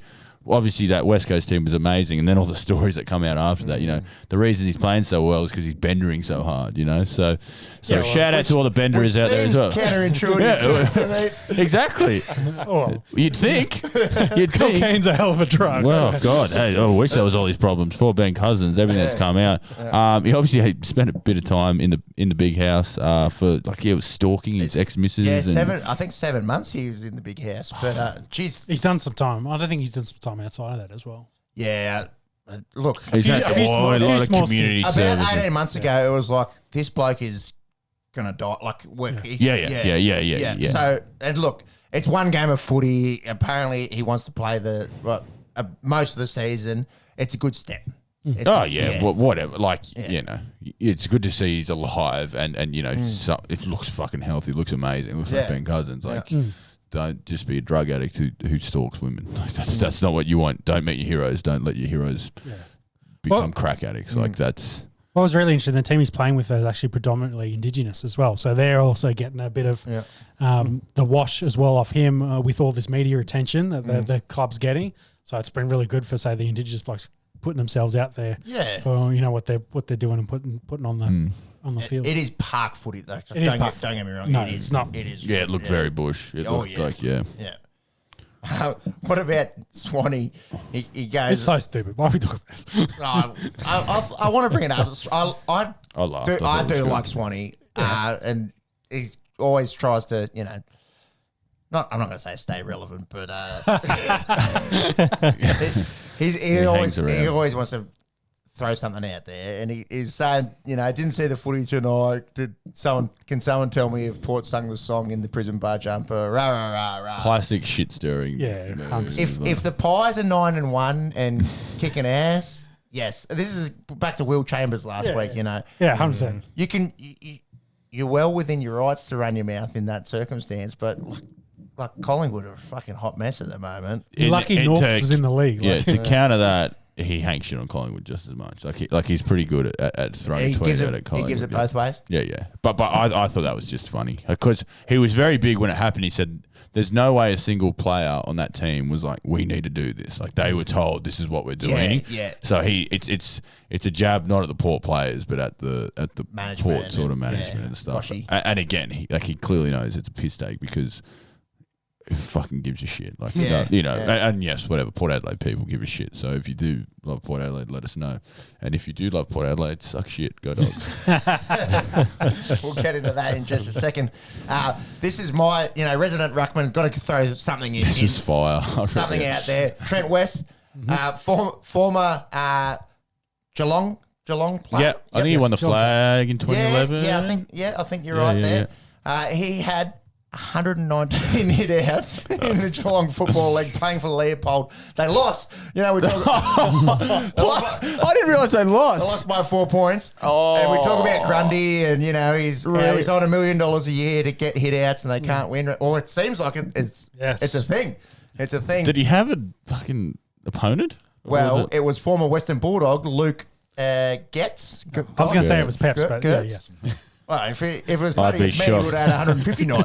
I'd be shocked if he played a game, and I'm the biggest Bulldogs nuffy. I've never heard of that name before. There you go. If he's played a game, he's played one. He must, because... no, 119, the fact that there was 119 stoppages, yeah. Fuck, and they lost. Yeah. Oh, that's so bad. That's actually so bad that they lost that game. Like, you had no effect on the game. You touched the ball. He would have touched the ball upwards of 130 times, and they lost. That's shit. Isn't it? Oh, that's very funny. Anyways, resident ruckman. Shout out to you, Peps. Thank you. How many weeks would it take for you to get 119 hitouts? I don't think I've achieved it in my 9-ish years of playing. It's coming up. The big 100 milestones coming up. They're gonna have a banner. I'm gonna go to kick the ball through the banner and miss it wide right. 119 hit outs for Pepsi. It took him 9 years. Now, a little live social experiment I wanted to do. It's Thursday night. Mm-hmm. The time is 9:25 Australian Eastern Standard Time. Do we have footy teams? They should have gone out at 6. Normalcy has returned. They said. Oh, yeah. Well, I was at training, actually. Normalcy has returned. Learning how to get 119 hit-outs in a season. Yes, we're back, We're back, baby. We are very much teams. back. Excellent. It's the easiest thing. I think this is another, AFL thing. They know it's what everyone wants. It's kind of like the roof being closed at Etihad Stadium. Like a small minority, counteractive. Small minority love the open roof and everything. You can't see anything. The players fucking hate it. No. Most people want the roof closed. Yep. So the AFL keep that in their back pocket and go, fuck, when we close the roof, everyone's going to froth us. Same with the Thursday night teams. Yeah. They know it's shit. They brought in this stupid fucking rule, so now it's back. Everyone's like, yeah, talking about Thursday night teams. AFL knew it was dumb the whole time. Yeah, it's a pit that, again, everything's Bulldogs with me. Luke Beveridge is the biggest piss taker out of all the AFL coaches. If you look at the Bulldogs team they released, it's fucking hilarious. Last week, they had their starting bench was Treloar, Bontempelli, Liberatore, and McRae. That was the best. Yeah, like Cody Waitman, who's 169 centimeters, was the centre half forward. I think he's lined up a back pocket this week. Doesn't get he's just fucking with the media. It's just, but it's very annoying as a fan when the ins and outs come out and they're put on the wing and you're like, fuck, that's a ruckman. What's he doing there? But and to people who don't love the game or fucking gamble on the game. It's such a simple thing, but it actually does bring a smile to your face. You can actually see who's in, who's out.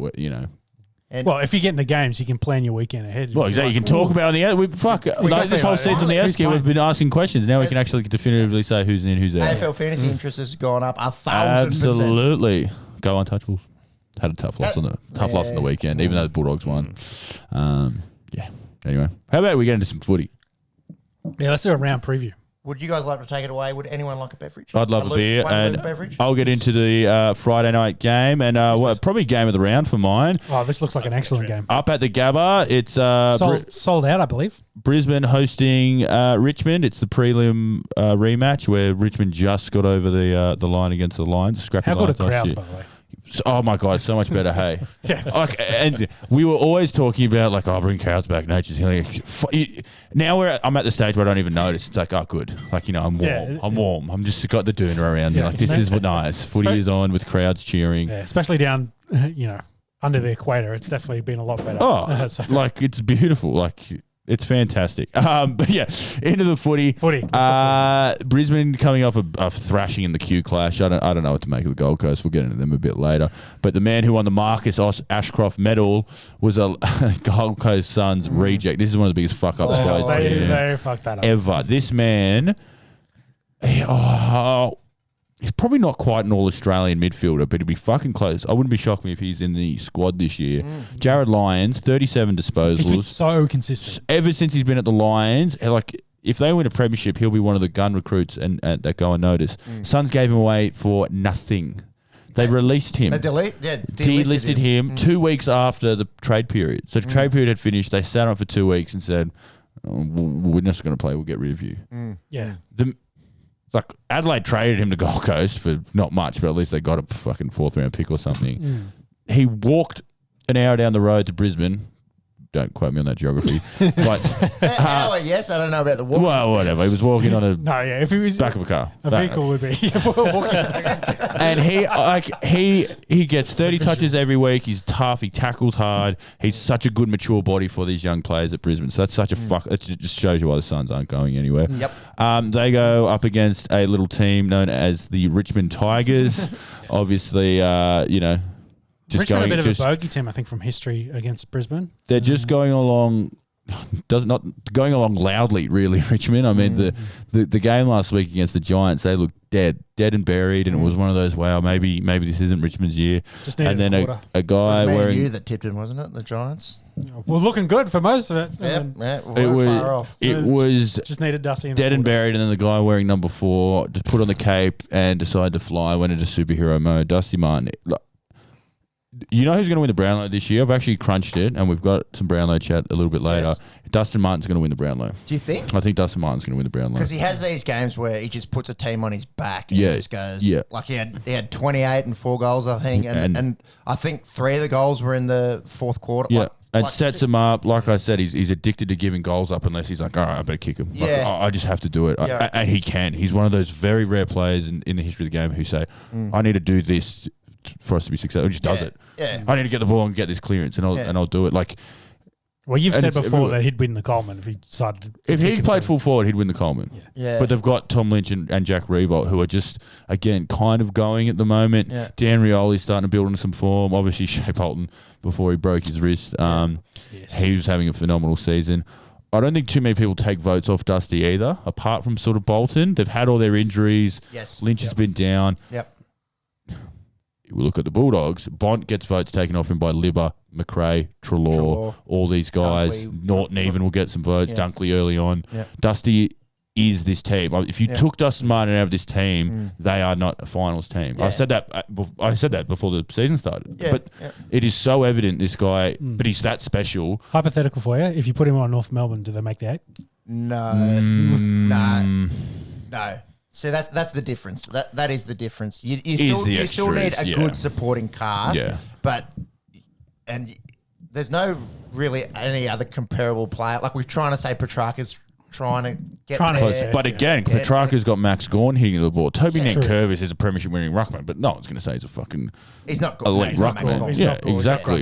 And Stephen May, they have Lever. But again, I'm not discounting Tom Lynch, Dylan Grimes. These guys are all Australian. Prestia, Cottons won a fucking Brownlow for fuck's sake. Yeah, it's they are good players.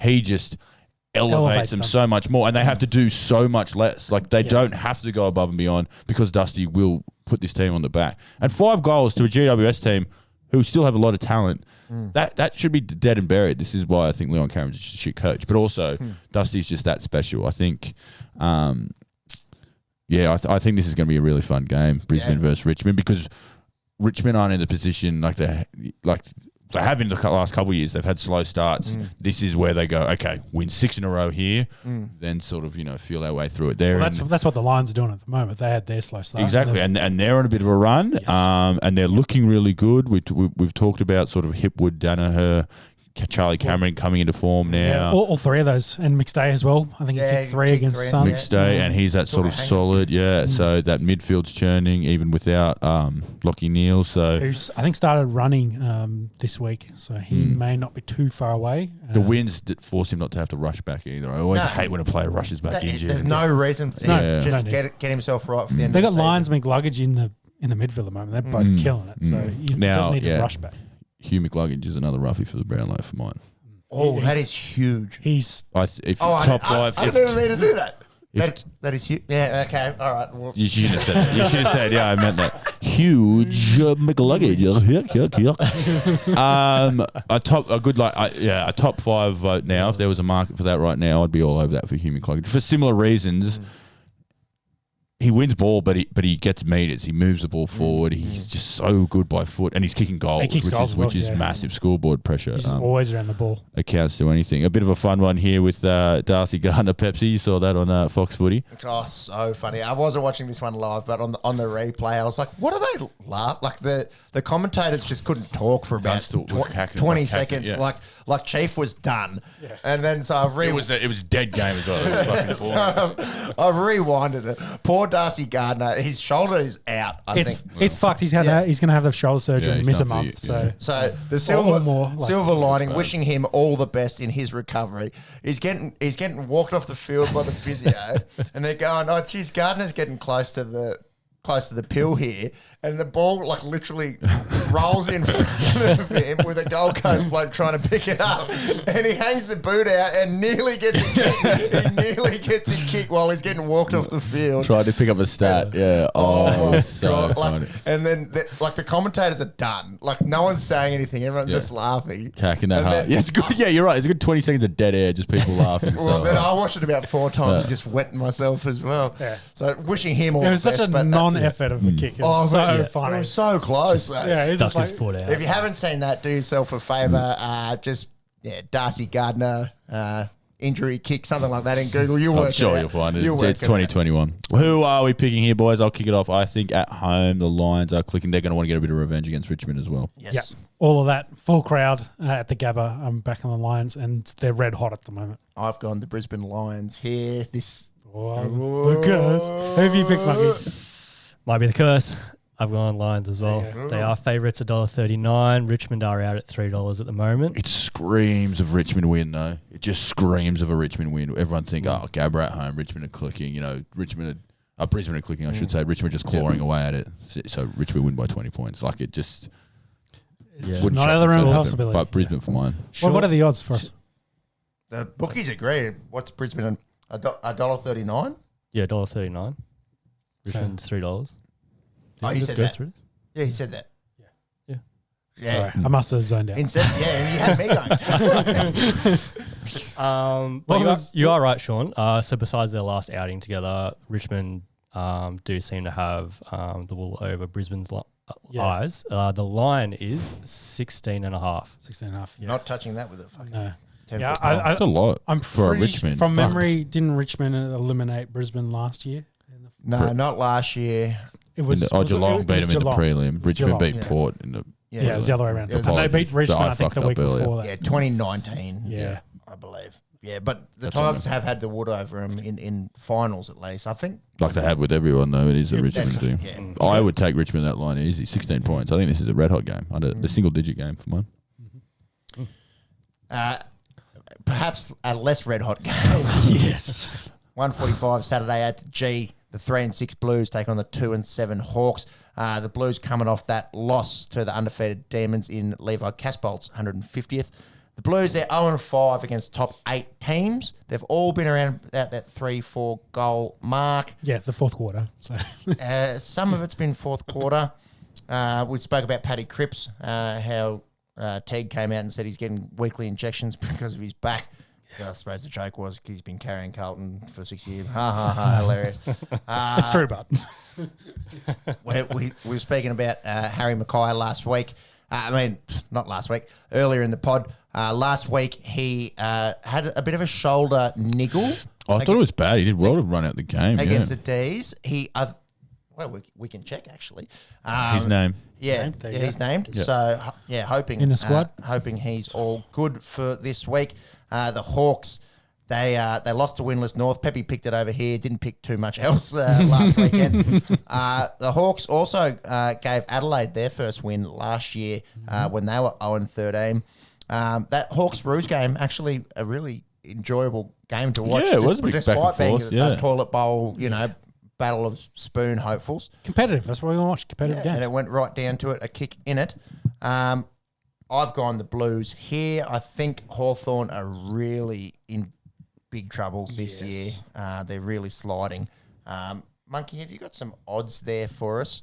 And you lads gone the Blues too? I have picked the Blues. Blues fine, yeah. Unfortunately for you, Peppy. I think I said a couple weeks ago, Hawthorn, like their list is just atrocious. Yeah. Like the You names said it 10 minutes ago. Their future looks terrible. And like their midfield, you've got Tom Mitchell and Jaeger O'Meara. Tom Mitchell's a Brownlow medalist. Jaeger was a number 1 pick. Mm-hmm. They don't do any damage. Like they get a lot of the ball. They'll get some pretty good stats, but nothing about them. And if you look at what they gave up to get Jaeger, it's a lot. It's crazy. Yeah. And what's their problem, the Hawks?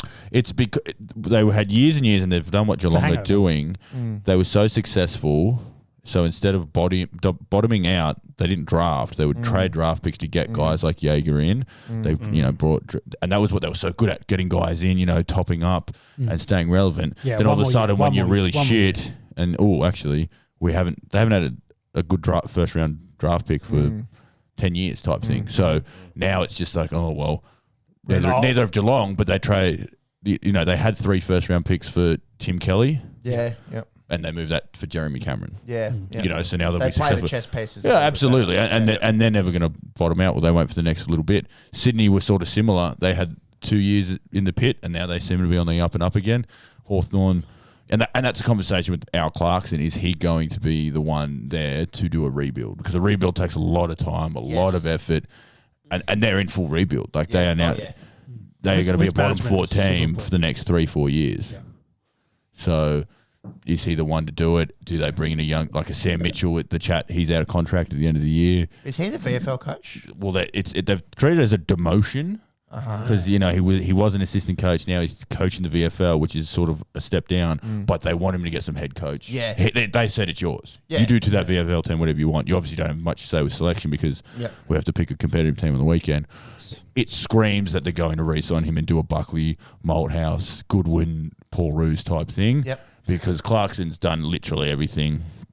Does he have the energy and time to go through it? Is this his final thing for the club? Yeah. To make Sam Mitchell, who's one of his favourite players all time. Yep. Now it's yours. Go take it. So, and that's just it. They just don't have any good young players at the moment because they haven't been drafting in a good spot to pick up good young players. Team that got old very quickly and then don't have the young talent to then the old drops out and the young's not there to fill up. Whereas, Bartel, Ablett, Harley drop out and you've got Selwood coming in. You bring in Danger. That's the comparison. Pass the torch if you will. Yeah. List management. We don't talk enough about roster construction and salary cap and management. Like it plays a huge part on how a team goes and then future endeavours as well.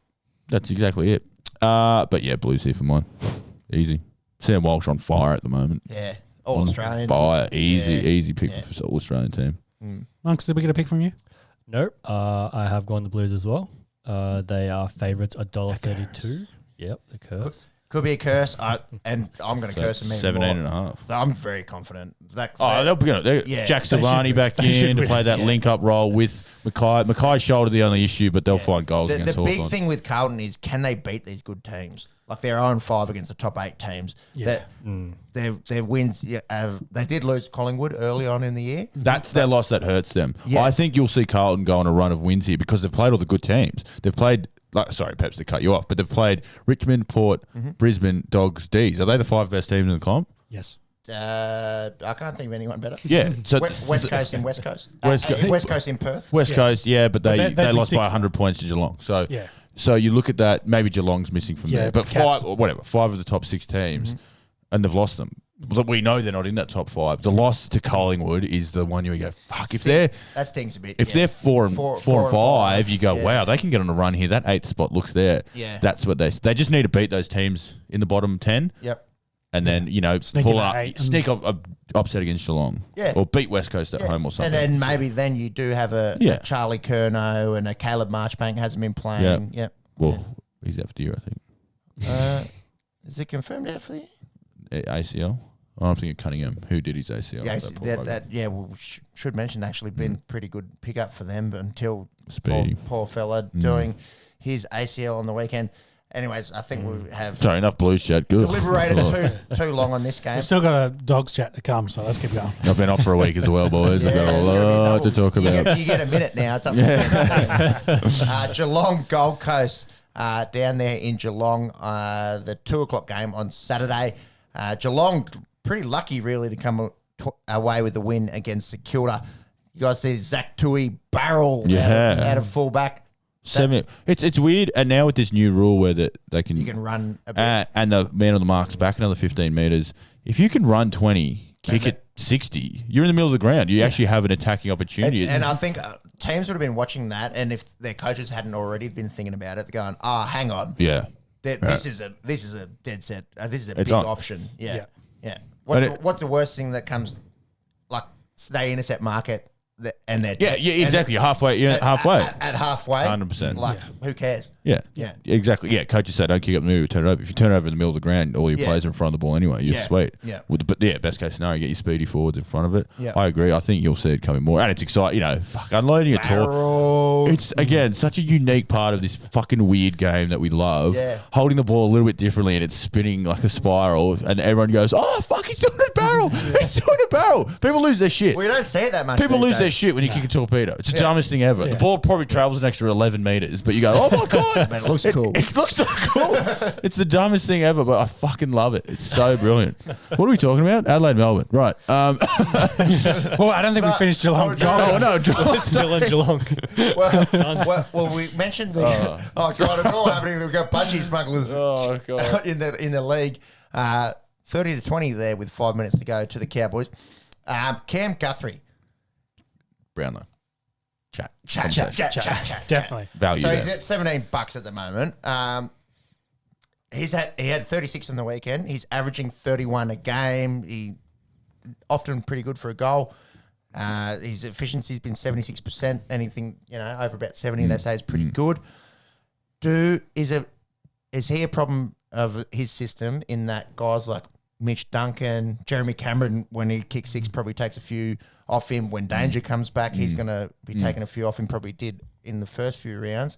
Is that a problem there with Cam Guthrie? Because in terms of... He's not head and shoulders above those guys. But in terms he of might lose votes, like you say. In terms of using the footy, he'd be top very 3 impactful. And he breaks away from packs and hits targets. He's a classic one who... when Dangerfield and Selwood are flying, Guthrie's just that, little extra piece. He's the 4th or 5th midfielder. With them gone, and that adds to that, and you've touched on those who are taking votes from him. Danger's out for a long time. He hasn't played for a while. Hawkins always pops up for votes, but if you're giving 3 votes to midfielders, Cam Guthrie is their best midfielder / player this season. Yeah. So I think $17 is juicy, and a few people are jumping on that. He could... 31 in today's game is a lot different to what it was 10 years ago. If someone was averaging 31 10 years ago, you're like, holy shit. But he is... And when they win, he plays really, really well. So and they've got 6 wins. So so to go much, I've got Dusty, Guthrie, McCluggage. Petrarca?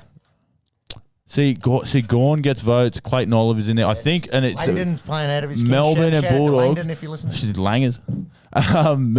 Melbourne and Bulldogs have the curse of having too many good players, which it's a great thing to have, but the individual medal doesn't pop up. Nat Fyfe although he's having a bad season, he's clearly the best in that club. because he carries that team. Yeah, like Sam Walsh is getting his name's getting thrown around as well. That plays a big part in it when sort of gambling on the Brownlow. Jack Steele did really well last year, being the best player. Them losing a lot hurts his chances, but he's still killing it. We'll get in it. We'll mention the Canberra boy, Belcon and you a bit later. But back on Gold Coast and Geelong, it is in Geelong. This has bloodbath written all over it. Yeah. Gold Coast have been stinky, and they're getting the run of the good teams at the moment. And Geelong, they're in the middle. They're a little bit banged up. They get Took Miller back, but. Ooh, this has 60-point win written all over it for Geelong, and then all of a sudden you go, Stewie Doot, you've been there for 4 years, unit. I love him, but big rig. Something has to change. Like, I've got Geelong by. Does he get a pass? Because last time I said this so confidently, what was that? It was Port Adelaide versus West Coast. And West Coast won. Gold Coast get the win. But no, Geelong pumped the fuck out of them. Yeah, I've backed Geelong. Yep. Geelong, the odds here, the line will be the interesting thing, I'd imagine. I'll take it. Yep. I'll take anything under 10 goals. Genuinely. I think this is a walk. Yeah. So I have back Geelong. You are right. The sports bets reckon it's going to be bloodbath as well. Geelong are $1.06 at the moment. Gold Coast are out at $9.30. 44.5. Yeah. Very close, I don't. In the 40s. 45. Spewing. You may have a problem. Not bad. You may have a problem. I'm getting way too close. That's not healthy. No one tell my missus. To the game I jumped earlier, a game at Adelaide Oval, Saturday Arvo, which actually has copped some hate, the Saturday Arvo games. People were saying get rid of Saturday Arvo footy. I think it's the best fucking time slot. Yeah, I absolutely love it. Yeah. And ever since... Because when you play footy, and perhaps you can attest to it, you miss the Saturday Arvo game, and you're always a bit flat, especially if it's a good one, and a couple of big Melbourne teams go at it. Fuck everyone. 2021 has some shit things. To all these millennials, fuck off. So everything doesn't have to be at night and loud. You play music. Fuck off. Old man McGrath's had enough. Old man McGrath shakes hand. Daniel, get up my lawn. Play football with a red footy. Shakes fist at cloud. Yeah, shakes fist at cloud. I'm going to keep this very quick because if you thought Geelong going to beat Gold Coast by a lot, Adelaide hosting Melbourne. Now, I think Adelaide have packed it in. Their season's done. What we said in that first month, that 3-1, very surprising. Yeah. And they've showed a bit. We know they have good young players. They'll want to do a little bit more for the rest of the year. You can't finish the year 3-19. They'll want to get wins. They're not going to get one here. No. Little bit of a trap game with the blockbuster next week, like 2 weeks away. Melbourne play the Bulldogs on a Friday night. So little bit of a look ahead game to Melbourne try and save themselves for the Doggies. Ben Brown has been dropped. You're joking. Yeah, dropped. Yeah. So that problem we had. McDonald's been playing. Now you want to talk all Australian? He's the all Australian centre half forward at the moment. Yeah. You won't be telling me otherwise. Sam Weidman's come back in and played really, really well. They have Luke Jackson back. Actually, I can check teams now. How exciting is that? With Gore. God, how good's the AFL? See? We've fallen for the trap. Does seem to be in. Luke Jackson in. So for that Ben Brown. So that genuine second ruck with Gawn. One of them has to play forward. You can't have four guys over 200 centimetres playing in the forward line. Yeah. With all those great small forwards they have as well with Fritsch, Pickett and the like. How good's Cosy Pickett? Exciting. Exciting. Just quick. Won't ever get 30 touches in a game, but doesn't need it. He'll do 3 or 4 things in a game and go, fuck, that's... And he's one who slipped. He was a pick in the teens. Melbourne moved up to grab him.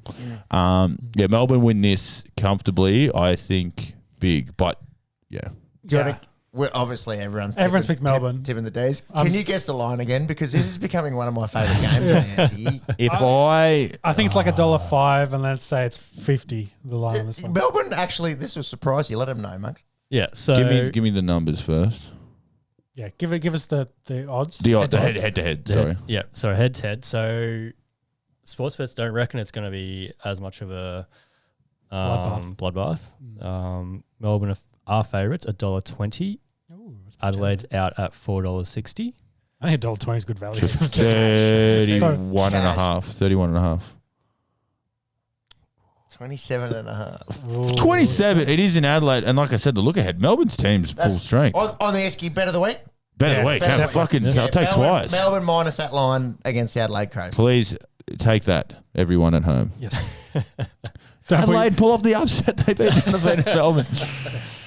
We move into the feature game for the weekend. Saturday night at Marvel Stadium. The Western Bulldogs host St Kilda Football Club. The clock's ticking, Mega. Saints. All right, I'll start with St Kilda and then let me warm into it. So St Kilda are coming off. I didn't write any notes for. You don't need to. I'm good. I've had 2 weeks. I've had 2 weeks to stew over it.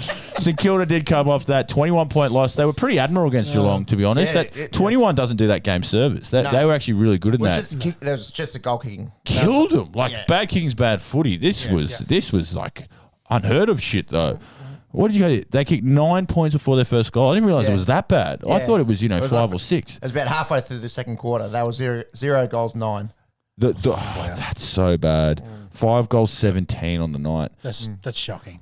The one positive you can take away from that is Brett Ratton can sit them down and say, if we kick half of those, we fucking win the game. Like, we don't even make this close. We win the game. That's how close against Geelong, a good who's team. Been red hot the last few weeks. Like, that's where they go. Then that Big Max King, there's been a lot of blow up about him. Fix his kicking. He kicked 1 goal 5. Obviously, their top 5 pick.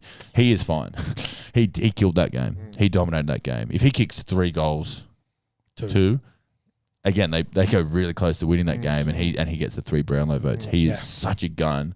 He is a very good player, and he's in contract talks at the moment. He's the same with Harry Mackay. They want to pay these guys younger and younger because if you're a Hawthorn, you go, fuck, we actually do need a face of this club going forward. Yeah, let's go buy someone. I'm going to buy Max King fucking $1 million a year. I'm going to give a 20-year-old. Why not? He's only going to get better.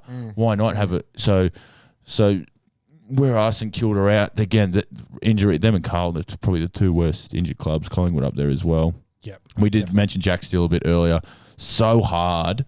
And yet, when he has the ball, is silky. Like to get it, he's ferocious, and then just hits a target, just does the right thing. And often you don't see that mix as well. Yeah. Like no, exactly. There's real grunters. You want that mix in 2 players in the midfield. You want one that can do one and one that can do the other. If you can get that combination, and that's why he's a top. Again, it's so hard because they're a losing team. If they're winning, you talk about Jack Steele winning the Brownlow because he does so much. But also. The counter to that point is I don't think there's a lot of guys there at St Kilda that are taking votes off Jack Steele. True. Yeah, absolutely. And it wouldn't shock me if he got one in that game. Again, they could have won that game if they just kicked it between the 2 big ones. Yes. The big one, and he's sort of the barometer for St Kilda, is Rowan Marshall. I think it's that foot again. I think he just cannot shake it. No, he's out for a month, I think. And he's had a foot. Most people have feet. Well, you would hope. You would hope. He's had it all season. It's niggled, but they don't think it's as serious as what it initially was. It's more of the plantar fasciitis. We don't need to get into that. That rolled off the tongue far too well for mine. Very good, actually. Yeah. I suffered it in my younger days. That's the only reason I could say that after 3 beers. So again, 4 and 5. I didn't realize St Kilda were doing that well at 4 and 5. Yeah. Like they've been hovering around. If they can get healthy, they play finals. They are that good. They did play finals last year. They did get a finals win. I think they're aiming at 8th. That's their shot. 7th, 8th. They're in there with Carlton, Essendon if they can get on a run. Fremantle is still there. GWS if they can get on a run. Sydney want to hang on to it. But yeah, Saints made finals last year. They did beat the 8-1 Western Bulldogs, who are coming off an awesome win against Port Adelaide. Even you guys can admit, I don't have to talk about it. That was a fucking good game of footy. That was a very good game of footy. That was the game of the round last week. The Dogs' first quarter was genuine sex. Apologies to anyone who was in the vicinity of in Jerebombra. They would have heard me cheering. And just cheering, that's okay. And the rest. Well, the quarter time went a little bit long, so I had to, relieve some stress. After the quarter time break, though, I think I was too relaxed. Port came out and kicked 5 in a row. It was 50 all at half time, and everything, all the good work I'd done, and sort of gone to rest. Attention, but then came out at half time and just that they are clicking. That we talk about the midfield deep. Dunkley going out, did that hurt the mix? Guys like Bailey Smith step up. Tom Liberatore is just like he Bont was sensational, and you can talk about how sensational he was. Tom Liberatore was the best player on the ground. Really? He's in and under his contested ball. He gets it, feeds it out, and then Bontempelli can do his best work. When Bont doesn't have to do the steal, get the contested. Bont's contested numbers are down, because Liberatore is doing so much. Jack McRae, first player in the history of the AFL to have 30 touches in the first 9 rounds of a season. Yeah. Awesome. Like that's your starting midfield. That's very, very exciting. And up forward, Norton was taking marks. Brucey's playing pretty well. He's looking fit. Tim English again. It's 4 weeks now with a concussion. He got knocked out here in Canberra. That's a little bit worrying now. It's a month of footy. He was back to contact this week. It was a bad. It was a knee to the head. Yeah. Like that was a Mortal Kombat move. That was unintentional, but so a little bit worrying. Obviously, no Rowan Marshall this week, so the ruck battle is not as critical. But they're pretty happy. They're pretty confident that English is ticking all the boxes. They're just being very careful with a 21-year-old kid. Yeah, of course. Fair enough. Yeah, Dogs looking very good. And again, the real this is a real trap game with Melbourne on the horizon. You think? Because I've been watching this team for 27 years. No, that's a lie. 25 years. So they just don't play St Kilda well. They never have. They never will. And there's just this embedded thing in my brain that St Kilda win this game. I'm very nervous. Did you tip St Kilda? Never tip against the Bulldogs, but I'm very nervous because of the big game in Melbourne, which I will be at. It's the Gordon McGrath Bowl. Yes. The Misso's a big Melbourne fan, so I cheer and I'm really happy how well the Bulldogs are going, and she can just shit on me and say my team's doing better. When your team's 8-1, it's a fucking pretty ordinary feeling. So Dogs. First world problems. Dogs in here. Dogs. If we get I'm very nervy. That's all I'm going to say. But I was very nervy against Port, and they played very well. So I'm trying to make myself more nervous. You're nervous against Carlton as well. Well, 3/4 time, same thing. Yeah. I wasn't here last week, actually. Did you do your skull bet? He did. He did do his skull bet. I didn't listen. You got to listen to the Esky every week. I don't think he agreed to the Dragons versus Storm. Well, that's all I was trying to get some message into him, because I was going to give you a 50-point start as well. So it would have been very close. It was going to be very close. I want to shit at it. Monks, who did you tip? I don't know why I need to check my phone for the tips. I backed the Dogs as well. They are favourites at $1.25. St Kilda are out at $4. 32?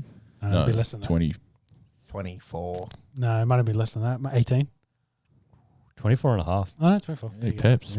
Yeah, I'd take that for St Kilda. This will be a pretty close game. Yeah, like we said, if they kick straight there, they beat Geelong. And you are right.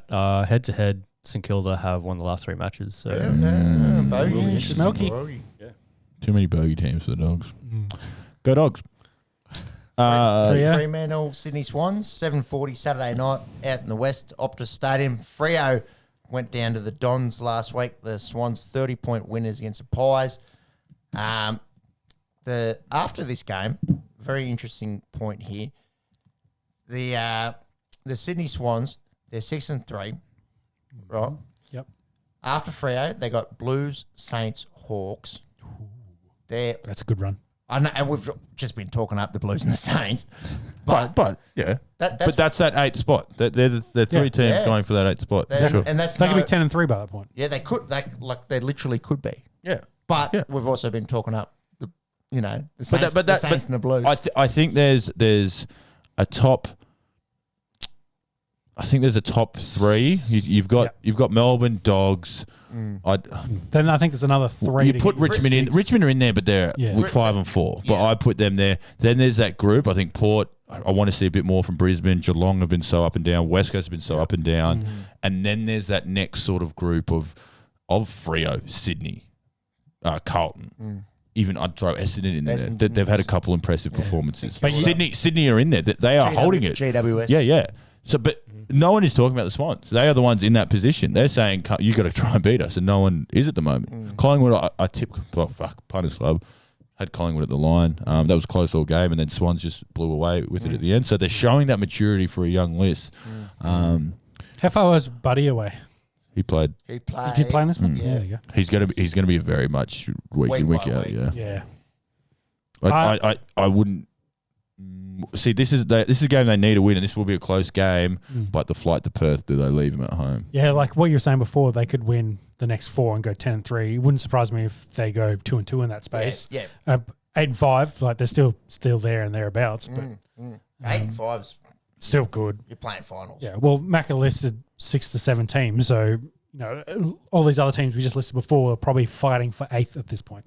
How much more interesting is the AFL regular season than the NRL regular season? Well, look at the tipping. Year. You look at the tipping and you go, fuck, like. Yeah. Any other week, like I didn't watch a single game of the league last week, and the only tip I missed was the first game of the round, and the AFL, you know, shit, because it is grouped that way. I think, you've got the shit that are Hawthorn and North Melbourne, and you've got these teams that are underperforming, but you know they got the talent. You've got the cream of the crop at the top. Like West Coast should have beaten the Bulldogs. In round 4, like it's a great season. I'm really enjoying watching the footy this year. Me too. Well, we've talked about 7 teams that are probably in the top there, and then there's probably 3 to 4 others that are then fighting for that 8 spots. Whereas in the NRL, as a comparison, we've got 2 that are ahead of everyone else. Eels trying to stay in that conversation, but Rooster South are then a significant step behind them. Yeah, I'd agree. And then everyone else is even a bigger step behind those guys. So there's like 5 teams. Maybe in that conversation. So it is a lot different. Again, even with that, you're only looking at the top 2 teams. That's it. Yeah. And that gap is insane. Whereas you look at the Bulldogs and the Melbourne as the top 2 teams, Bulldogs lost to Richmond, who are in that. You know, it's great. Like it's good. You got to watch. You got to be on your game. Like it's what you want from a competitive sport. Definitely.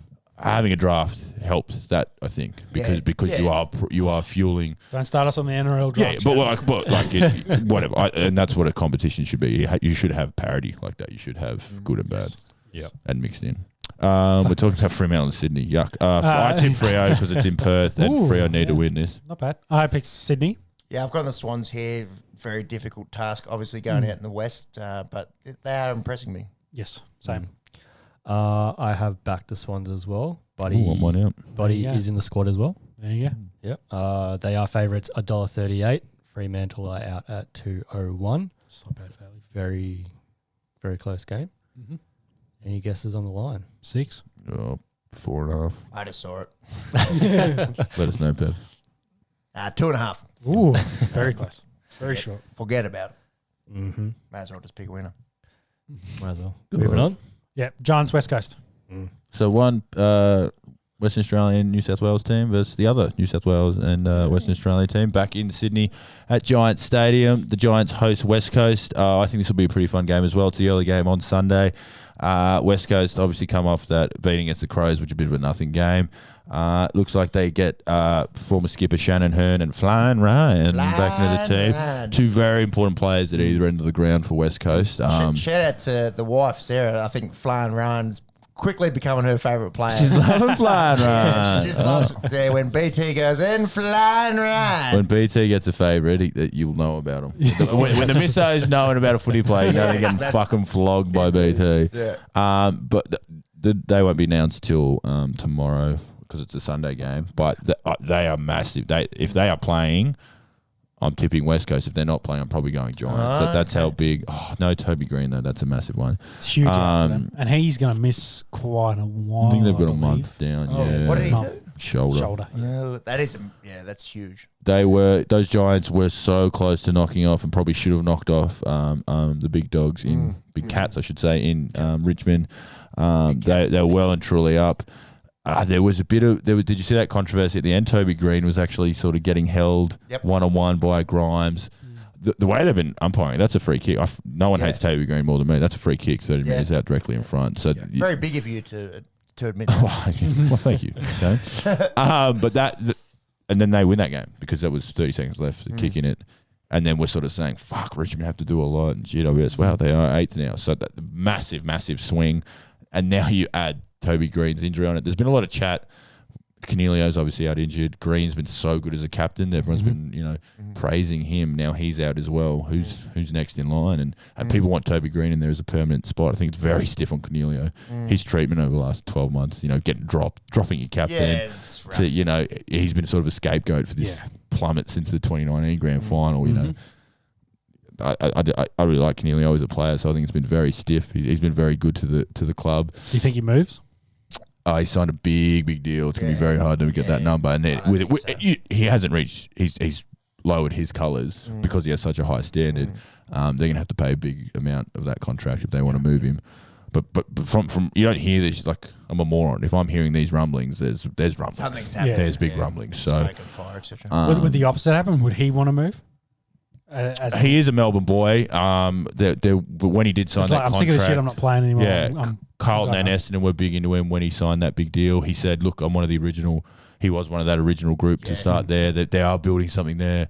They were. I think he signed right at that grand final year. He thought, "Fuck, we're here. I'm going to sign here and be really good." And they've won, 10 games since. Yeah, so.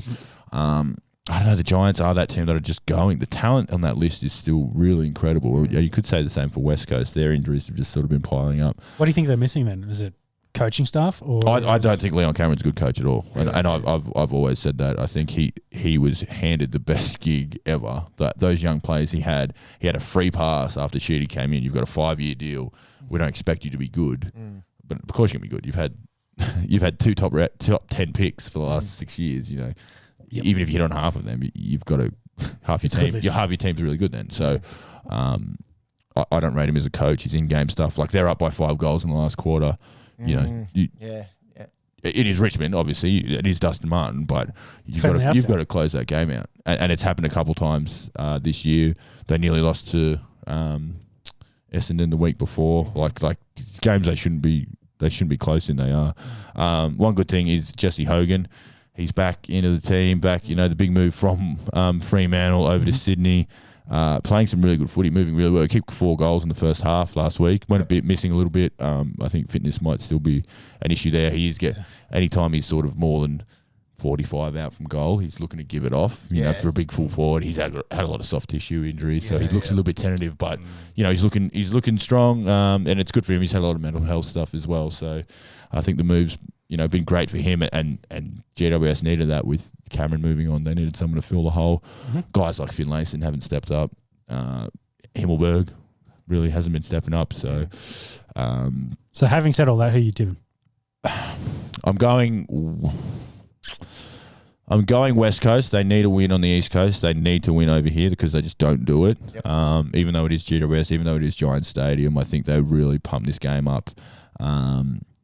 Like we said, we won't know till tomorrow night for the Sunday teams. Yeah. Apparently, Shannon Hearn and Liam Ryan are in. They're in the squad, they're in the squad. So whether they make the final team, if they're named in the squad, they'll probably be flying over. So, Hearn is so key to that back line. And he's one of those guys, run 20, kick at 60, you're having a shot at goal, another kick. Jack Darling in amazing. 5 goals in the second quarter last week.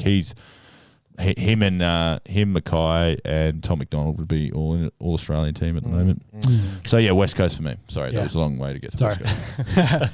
I picked Giants, so I went the opposite, thinking that West Coast not in the West. Giants, and it's a massive thing. Yeah, it's massive. Giants kind of playing well against the Premiers, though of course, as you mentioned, the injury to Toby Green really hurts them. I think this will be really close, and I've picked them just by a little. It's exactly my line of thought as well. I've gone the Giants just because West Coast haven't shown much away from Perth. Unks, tips and odds? I have gone exactly the same again as well. So, well, I'll take West Coast one now. You might go well ahead very easily for me, boys. Well, head to head, West Coast has won each of the last 4 games against GWS. Okay, so they've won in Sydney then. That's so there is some value there. They are favourites, $1.77. Greater Western Sydney are out at $2.10. 8.5. No, a little bit closer than that, 3.5. Oh, those numbers are weird. Last game will be after this game, penultimate game. Great recovery. Collingwood. It's the old prison bar. We probably don't need to talk about both these games very much. The prison bowl. Prison bar bowl. So Collingwood versus Port at the G. Do you think they'll come out in their jerseys? No. It wouldn't shock me if they did like a warm up thing or a. They do. They've got to do. I think they'll do something. The whole thing. Sing a song, maybe. The whole thing's come stupid. Like it's dumb, but it's so stupid. Collingwood well and truly in the tank this year. It's all about just getting some games into some young players, which and working out is Buckley. They seem to be pretty confident that Buckley sounds like he's getting an extension. So. Yeah. It's very different to Clarkson, where Clarkson's old. He's done everything. He have the energy to rebuild, whereas Buckley is he's young. He's late reached 40s. The heights. Righto, he's got the players now. I can rebuild with them. Yeah. The Port obviously coming off that loss to the Dogs.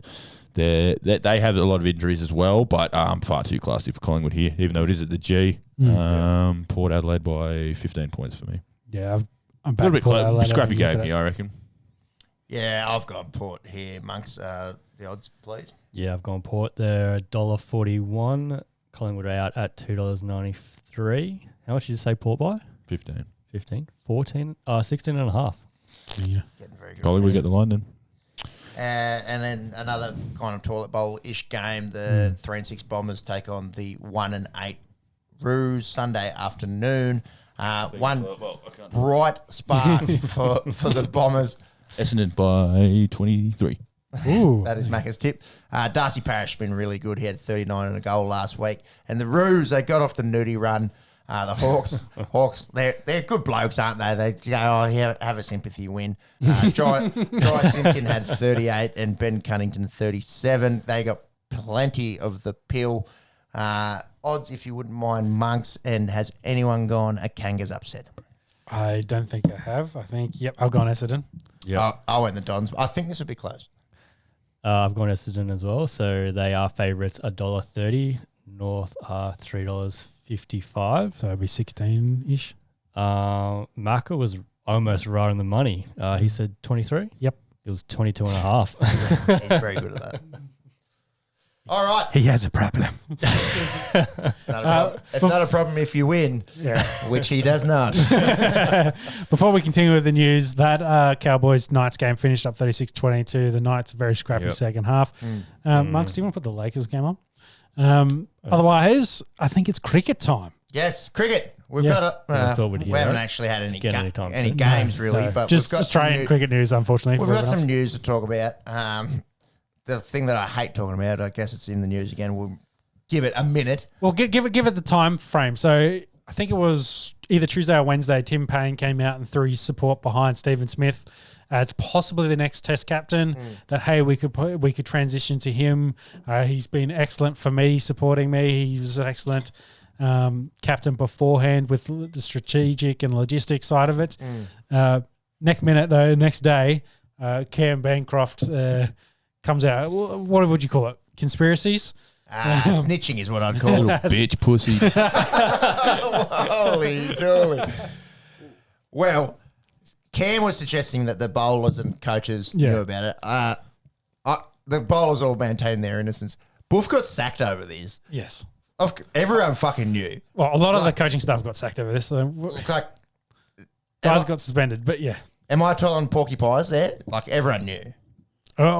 It's not out of the realm of possibility. Yeah, like, and we talked about it off air. The bowler has it in his hand at the start of it. Like, you feel if a ball's been sandpapered. You know it's scratchy. Well, allegedly in that statement from the bowlers, they said that even the umps didn't even think there was anything happening to the ball. Yeah, but whatever. I find it very hard to believe. I know what you mean. Yeah, because I read it over when it fucking happened. Where Smudge and Warner just in the room of the hotel and just going, yeah, just them two. We got to do it. No one else. And they message Bancroft and they go, all right, Cam, you're the new boy. Go down to the hardware store and get some soup. And they just had this great idea between the two of them. No, I don't. No, it's Darren Lehman as well. Fuck me. It would have come from like. Okay, we've done this already. We can get into it. I hope Cameron Bancroft enjoyed his couple games for Australia. We'll talk about blacklisting last week with Steve Smith. Do you think those comments, they can't have helped his case? Well, it's very he's never getting back into the squad. It's very coincidence that these comments come out. Coincidental that these comments come out like a day later. That after Tim Payne has backed Steve Smith to be the future Australian Test captain. Interesting as well. So I wondered if it was like, because if Smith's captain, does he owe one to Bancroft? Okay, man, I fucking fell on the sword. I mean, you ate shit as well, but big time.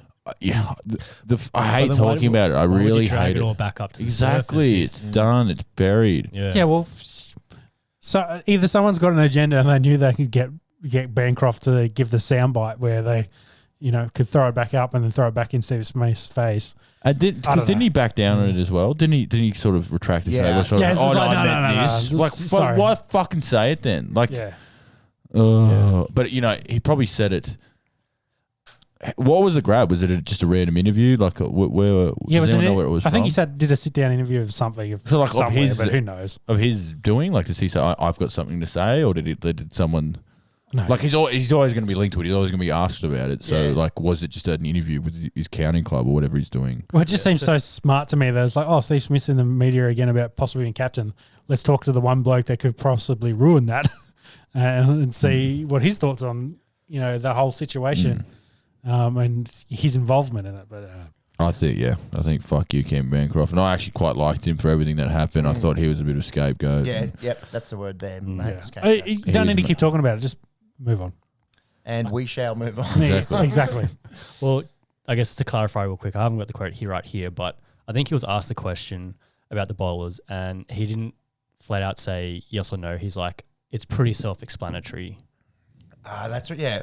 What would have happened? Yeah. So again, it's like what we're saying. Like, of course they fucking you, but I'm not saying exactly. Of course they fucking you to an interviewer. That's what I mean. Like, exactly. Look, he hasn't said to 60 Minutes. All right. He should have been like, you come to me. Like, it's just been in a chat with minced his words. Really. Yeah. It should have been more like, oh, weren't we here to talk about my Shield record and how I'm going to get back in the Australian team? Like, that was in the past. Let's ignore it and do something else. Yeah. Okay. So here it is. So he's quoted as saying, "Yeah, look, I wanted to do what was to be responsible and accountable for my own actions and part. Yeah, obviously I did benefit the bowlers, and the awareness around that probably is self-explanatory.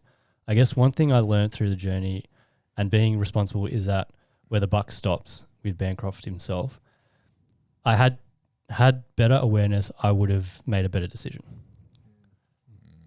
Young player taking advantage of maybe. I do still feel for him a little bit. But anyway, what everyone forgets is, though, wasn't it a couple of weeks beforehand the South African captain was licking lollies on the ball? Faff, the cough lollies. Fucking loser. So they probably thought, oh, sitting there. Loser, big time winner, but fuck you anyway. Yeah. But, these boys probably sitting in a hotel room was like, hey, you got away with it. We can get away with it as well. South African cricket versus Australian cricket is a different beast.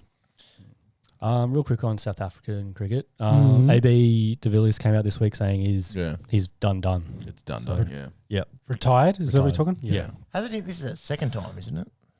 Hence the done. I think that was that his. Is he Johnny Farnham? This is cricket. This is cricket. Cricket. Not international. One last time? Like he's not doing IPL. The he's final now. Final. Yeah. He's done. So it was he's doing like T20s and all that, but he's getting paid, and he's just like, I'm not playing Test cricket anymore. Not playing Test cricket. And then we're all someone's daughter. We're all someone's son. Peps was too happy to see.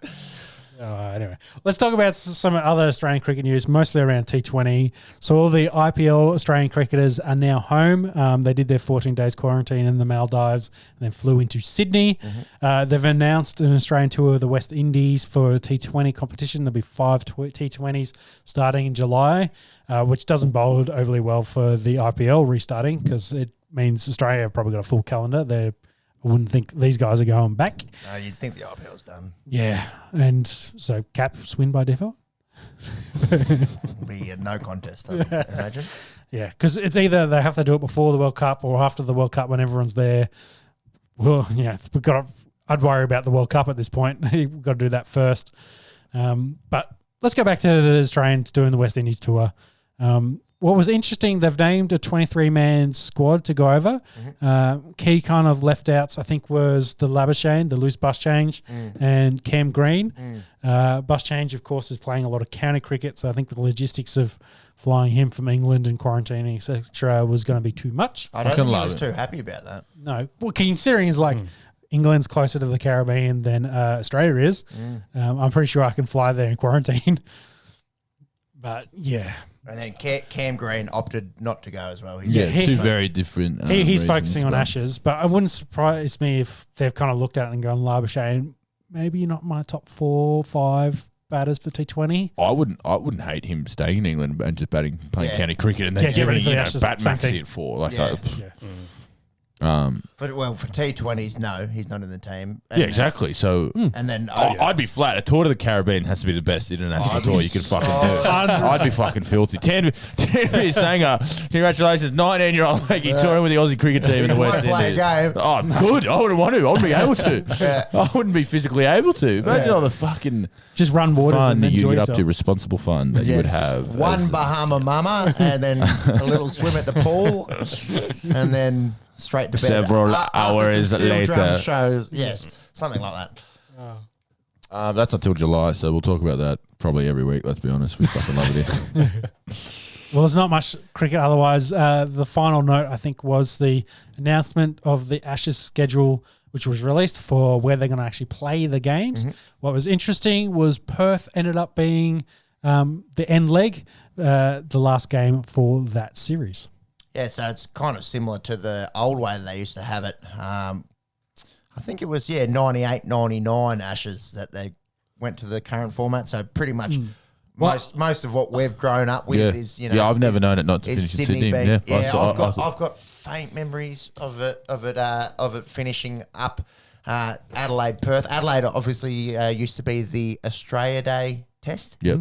And then they'd finish with Perth in like early February. I think I saw something. It was 95 was the last time they played the end leg in Perth.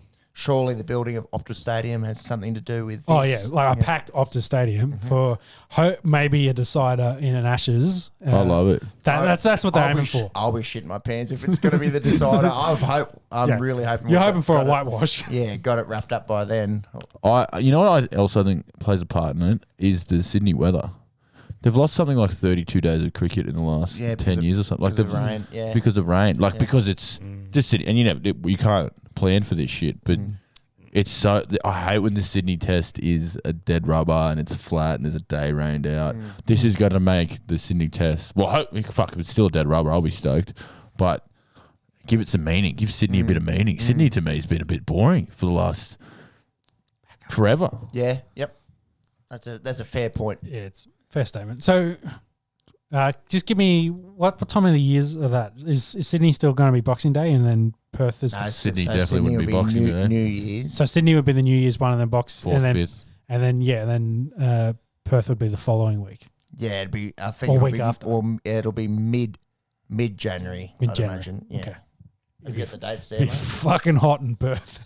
Oh, it always is. Which is probably why these English boys come over and it'll be 40 degrees in Perth. Let's cook them. Yeah. We'll go to the Sorry, move on. So, let's talk about the NBA and the play-in tournament. And let's talk about how we got to the play-in tournament real quick, and then we'll jump into the results from the last 2 days. Macro or Peps, you want to take it away? I need to do a wee bit. Yeah, sure. Well, we'll jump into it. We're here at the playoffs. Do you want to go through the standings and talk about where we were? Obviously, the number 1 seed over in the West was the Suns. They finished off the season hot. No, it wasn't. It was the fucking Jazz. I'm on fire here. And in the East, it was the Sixers. The Sixers. Now, I find the East is so cool, and my favourite team in the East at the moment is the Knicks. If you look in 2015, I think it was, 2015 or 2016, the bottom 4 teams in the East were the Sixers, Nets, Bucks, Knicks. Completely turn it around. And here we are, the top 4 teams in the East this year are Sixers, Nets, Bucks, Knicks. No, I don't think it is that order directly. No, but I'm with you. Yeah. So 6 years and 4 complete different rebuilds. Yep. If you look at them, Sixers were pathetic. They were so shit. They said, trust the process. We're going to pick number 1 every year, but don't worry, it'll be worth it. And here they are. Nets was shit and then went, okay, we're going to buy 3 of the best 10 players in the comp. Knicks have sort of drafted really well and good coaching, great defense. Well, no one at the start of the year thought the Knicks would. Absolutely not. Playoffs were gold, number 1. Yes. You get a double chance there. And Bucks just happened to, the Greek freak turn into the Greek freak. So literally 4 different rebuilds in 5-6 years. It's my favourite storyline so far. And if you're a Knicks fan, you're a scumbag probably. But it's the beauty of this. You're like, fuck, how good we finished 4th. Like, we've done our job. But as soon as the playoffs start, you go, fuck, we can win this fucking thing. Why not? Why not us? Why not us? And that's, I think it's real. The East is really built up exciting. Like every team there is pretty exciting. We've seen the run the Wizards went on, and we'll get into their game later. But what Westbrook did to get them there, LaMelo Ball playing for Charlotte to get to 10th as well. He came back. So I think the East is actually really fun after years of being, stink. Shit was what I was going to say. The West is, the big teams are all there, but it's almost like it's been put on its head. Obviously, it's like it's flipped, isn't it? Absolutely, and it was the NBA's, absolute dream scenario having the Lakers and the Warriors in the 7-8 seed. We'll get into that game a bit later as well. Yeah. And we've talked about at Eds that Utah being them being the 1 seed and not being talked about all season. There wouldn't be a single segment where people break down Utah Jazz. They've just won more games than anyone. Well, the top 3 are all small markets. Absolutely. No one talked about the Suns until Utah, the last Phoenix, couple of weeks. Denver. Exactly, Denver. And I remember we talked about really early in the season, Denver started slow. They were 500 for the first sort of 20 games. Very slow. And they took off. We were talking about the Joker getting triple-doubles. Is it worth anything? He's going to win the MVP. Denver are very exciting. The Clippers, I don't think they were out of the top 4 the entire season. They just were there. They've been resting Kawhi, Paul George. Now they're going to have to. It's the exact same thing as last year. Now you have to play all the games together. Then you've got Luka and Dame, and then obviously the draw for the NBA is Steph Curry, LeBron James, and they're in the playoffs. Which is exciting stuff. So it's. The draft is finished in the NFL. Off season's on. There's not a lot of news, and the beautiful time of American sport, NBA playoffs pop up. So, but as Sean was saying before, he went to use. And we'll get into the playoff hockey, which is so exciting at the moment. Fuck, I can tell you every player. I have actually been checking out the playoffs in the hockey. Holy shit! Every game's going to overtime. It's fucking good. Yeah, it's such a competitive league. It's really packed arenas. We'll good. Save the NHL. We'll get to that. We will save it till we learn the rules. We don't. We're not big hockey guys. Go Devils. But yeah, so the playoff tournament is set up, obviously, for those who aren't familiar. 9 versus 10 in a one-loss elimination. The winner of that game plays as the loser of the 7-8 seed, which in the West, obviously, today, we may as well start from today. Yep. A really good game between the Lakers and the Warriors. Were you worried at all, Macca? Very worried. I mean, like I said, the NBA, their dream scenario we sweating bullets halfway through the game. Like I was saying to Monks, I pretty much had the game on the back. It wasn't my greatest teaching day today. I had the Lakers game on from about 12 o'clock. Disregard anything you hear from here on out. And I was just on the background. The first quarter, we got a lot of basketball fans. A lot of basketball fans at school. They got a lesson about the GOAT, which was LeBron James. and honestly, it wasn't. That should be the first thing in the curriculum, really. Absolutely. And for everything else just falls in from here. That's right. Julius Caesar and Ben McKay, they all run in together as well. It all pieces together. But it was a pretty fun game. A few big leads going back and forth. Steph hitting 37, hitting some of those ridiculous shots. But it really came down to that last shot with a minute left. LeBron put up that 3 from the fucking car park as the shot clock went down. With Curry in his face. In his face. He's got that big foul. He reckons he couldn't see out of his right eye. Yeah. LeBron's very good at putting some mayo on any story, but drops it from the Staples Center's logo. That was funny though. He just said, "I saw 3 rings, so I aimed for the middle one." Yeah, he was saying that. I don't know. It was an awkward foul. LeBron. I do that sometimes, but it's not. Oh yeah. Nope. Well, let's move on. Basketball, you said. I was thinking of darts. You're darts, man. We're talking about footy. After a few skuna matatas. Yeah, exactly. Of course.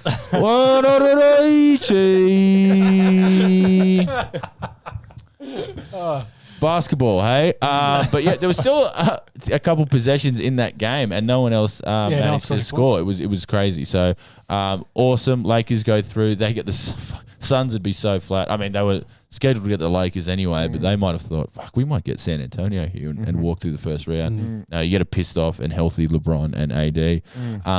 Golden State obviously get that back up. Memphis won that game. Jonas Valanciunas, the man here, you saw during the third quarter, he got his 20th point and his 20th board. Yep. And he was gassed. He was a big man running up and down. Obviously won the title. I think he was the first guy for the Grizzlies to do that. Yeah, right. I thought Zach Randolph would have done that. I thought for 2020, Muggy might need to look it up. I thought I saw that. It is a fucking big effort. Like 20 board, like that is hustling. Big man getting up and back and down. Obviously talented European, won the title with the Raptors. They knock off San Antonio. That they manage to be in the playoffs every year is just Greg Popovich. 22 years.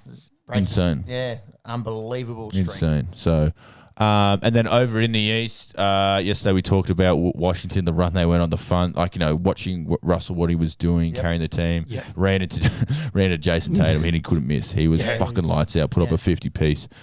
He's 22. Yeah, he's insane, man. Yeah, he's so fucking good. It feels like he's a bit like I was thinking in my head. He's been around for years. 24 kind of thing. Yeah, he's so good. Isn't that wild that you think, 24, he's been around for ages. Well, yeah. But you know what it is? That's 6 years. That's 6 years. You get drafted when you're 19. And that draft, and it's a great because the Philadelphia-Boston rivalry is really heated up. It went Simmons, Lonzo to the Lakers, and then Jason Tatum at number 3. So 3 guys who are doing really well in the league at the moment. And you wonder... I think Lakers lost out in that. Well, they got AD because of it, and the title. So fuck you, Sean. But yeah, Boston won that by 18 points, and they looked really. Boston could be anything any night. I was worried about it. I thought the Wizards might have knocked them off. Classic game where Boston switched and everything worked really well coached. And we say and we've got there Beal and Russell combined for 42. They were still 8 points shy of one player, and then outside of Russell and Beal. The Wizards just don't have that. They just don't have that yet. They're still a couple of years away. Maybe if Russell can stay healthy and Bill can stay healthy a couple of years, they bring in a third player. Who knows? They were a lot of fun to watch down the stretch. They obviously do have the backup game against the Pacers, who built the shit out of Charlotte. I mean, thanks for coming out, Charlotte. 144 to 117. It was good to watch ball this year and this season, but and the comeback, that was really cool. Everyone thought he was done, and he came back and still looked electric. And he'll win Rookie of the Year. So Charlotte, a lot of hope there. They got Terry Rozier, a couple pieces there. Bit of fun for them. Marks, did you get an answer to the question on the Grizzlies? Jonas Valanciunas. What was that question again? First 2020 player. That'll be hard looking, I'd imagine. See. Was there anything? No. If not, just ignore it. That's all right. I reckon we can definitively say he was, because no one's going to check us on that. So obviously the 2 playoff games in the sort of play-in games, Pacers hosting Wizards, like we said, and the Grizzlies versus the Warriors. The smart man would say that the refs will favour one team there between Grizzlies and GWS, Golden State Warriors. I make that mistake so often. It's hard when it's written like that. No one wants. I'm going to speak for everyone at this table and anyone watching. No one wants to see the Grizzlies and the Pacers in over Russell, Beal, Steph Curry. 100%. Like, everyone knows who they want in. So team basketball.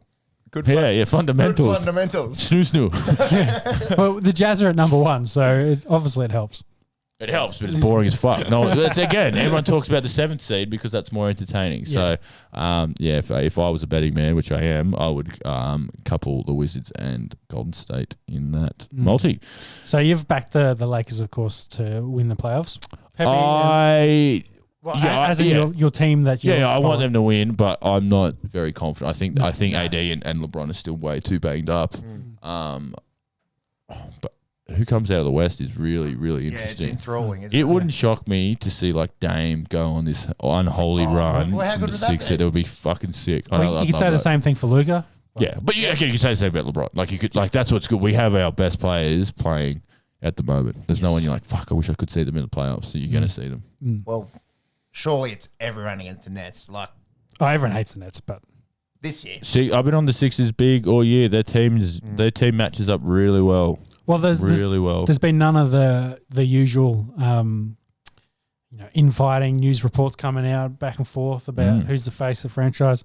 They seem to have quietly gone about their work this year, so maybe it's about time that they've built that roster to have the shooters in there to support Embiid and Simmons. Maybe it's their year. Absolutely. But Harris balled out. Again, another team that no one's really talking about that much. Yeah, again, both 1 seeds have quietly been the 1 seeds. And we've got the notes there. The Nets, oh my God, they're so scary. That big 3 have played 7 games together. 7. They're going to be fine. They don't need to play a lot of games together, but you'd want them to have some bit of chemistry, especially guys who need the ball. Yeah. There's not a defensive stopper in there or, someone who doesn't need, like a Draymond Green. Doesn't matter. He can slot back into he can play on any team. These guys need the ball and they want to score majority. So, I can't wait. It's going to be exciting. Who are you two following? Who are you backing? They're kind of pick a team. I'm wearing the Knicks hat. Just from my boy Julius Randle. But yeah, Knicks is not a bad shout. But I haven't. I've never because I only really jumped on the Packers a few years ago. I've always sort of watched at a distance on the American sports and really been into it, but found it hard to find passion about one team. So I do need to make up my mind. Look, you know what? Get around the Jazz. Big jingling Joe Ingles. The Aussie. Yeah, Joe Ingles even. Super fan here on the table. The big man, Rudy Gobert, I believe that's how that... Gobert. That Gobert guy. Fuck you, Ruby Gobert. No, I'd like to see like a smaller market, you know, a Utah or a Phoenix. Yeah. I'm, of course, on the Nugs, so... Yeah. Up the Nuggets. You're all about... I've been following the Nuggets on and off for a little bit since, you know, the back in the Mello and Birdman days. So, of course, I got to back the Nuggets here with the big joker.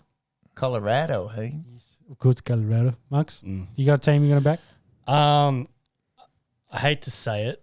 At the start of the season, I was looking at the Nets. I personally don't have a team.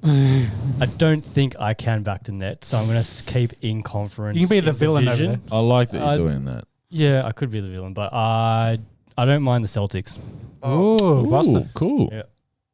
Look at that. The Celtics happy, but we don't. The whole Atlantic except for Toronto are in. Yes. Nuts, eh? Divisions in And basketball Toronto mean won nothing. the thing 2 years ago. Divisions in That's basketball crazy. mean nothing. No, literally. Literally mean nothing. Yeah, no one cares. Do you want to finish off with the final bit about Kobe? Yeah, so inducted into the Hall of Fame. His wife, Vanessa, gave a beautiful speech. And the thing that was poignant for me, so she'd always say, Kobe, sit this one out. You saw, I can see you busted up.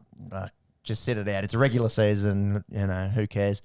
And he apparently would say to her, what about the fans that saved up and hard-earned cash, just so they could watch me one time? Because that's how he started. Like, he come from humble-ish beginnings, but would go and with his old man and sit in the nosebleed and watch from afar. And yeah, he always had his fans in mind. So yeah, good to see him in the Hall of Fame, taken too soon. The Mamba mentality. Absolutely. And Tim Duncan and Kevin Garnett went in the same class, and they, you know, absolute class guys that they were. It was all about Kobe, you know.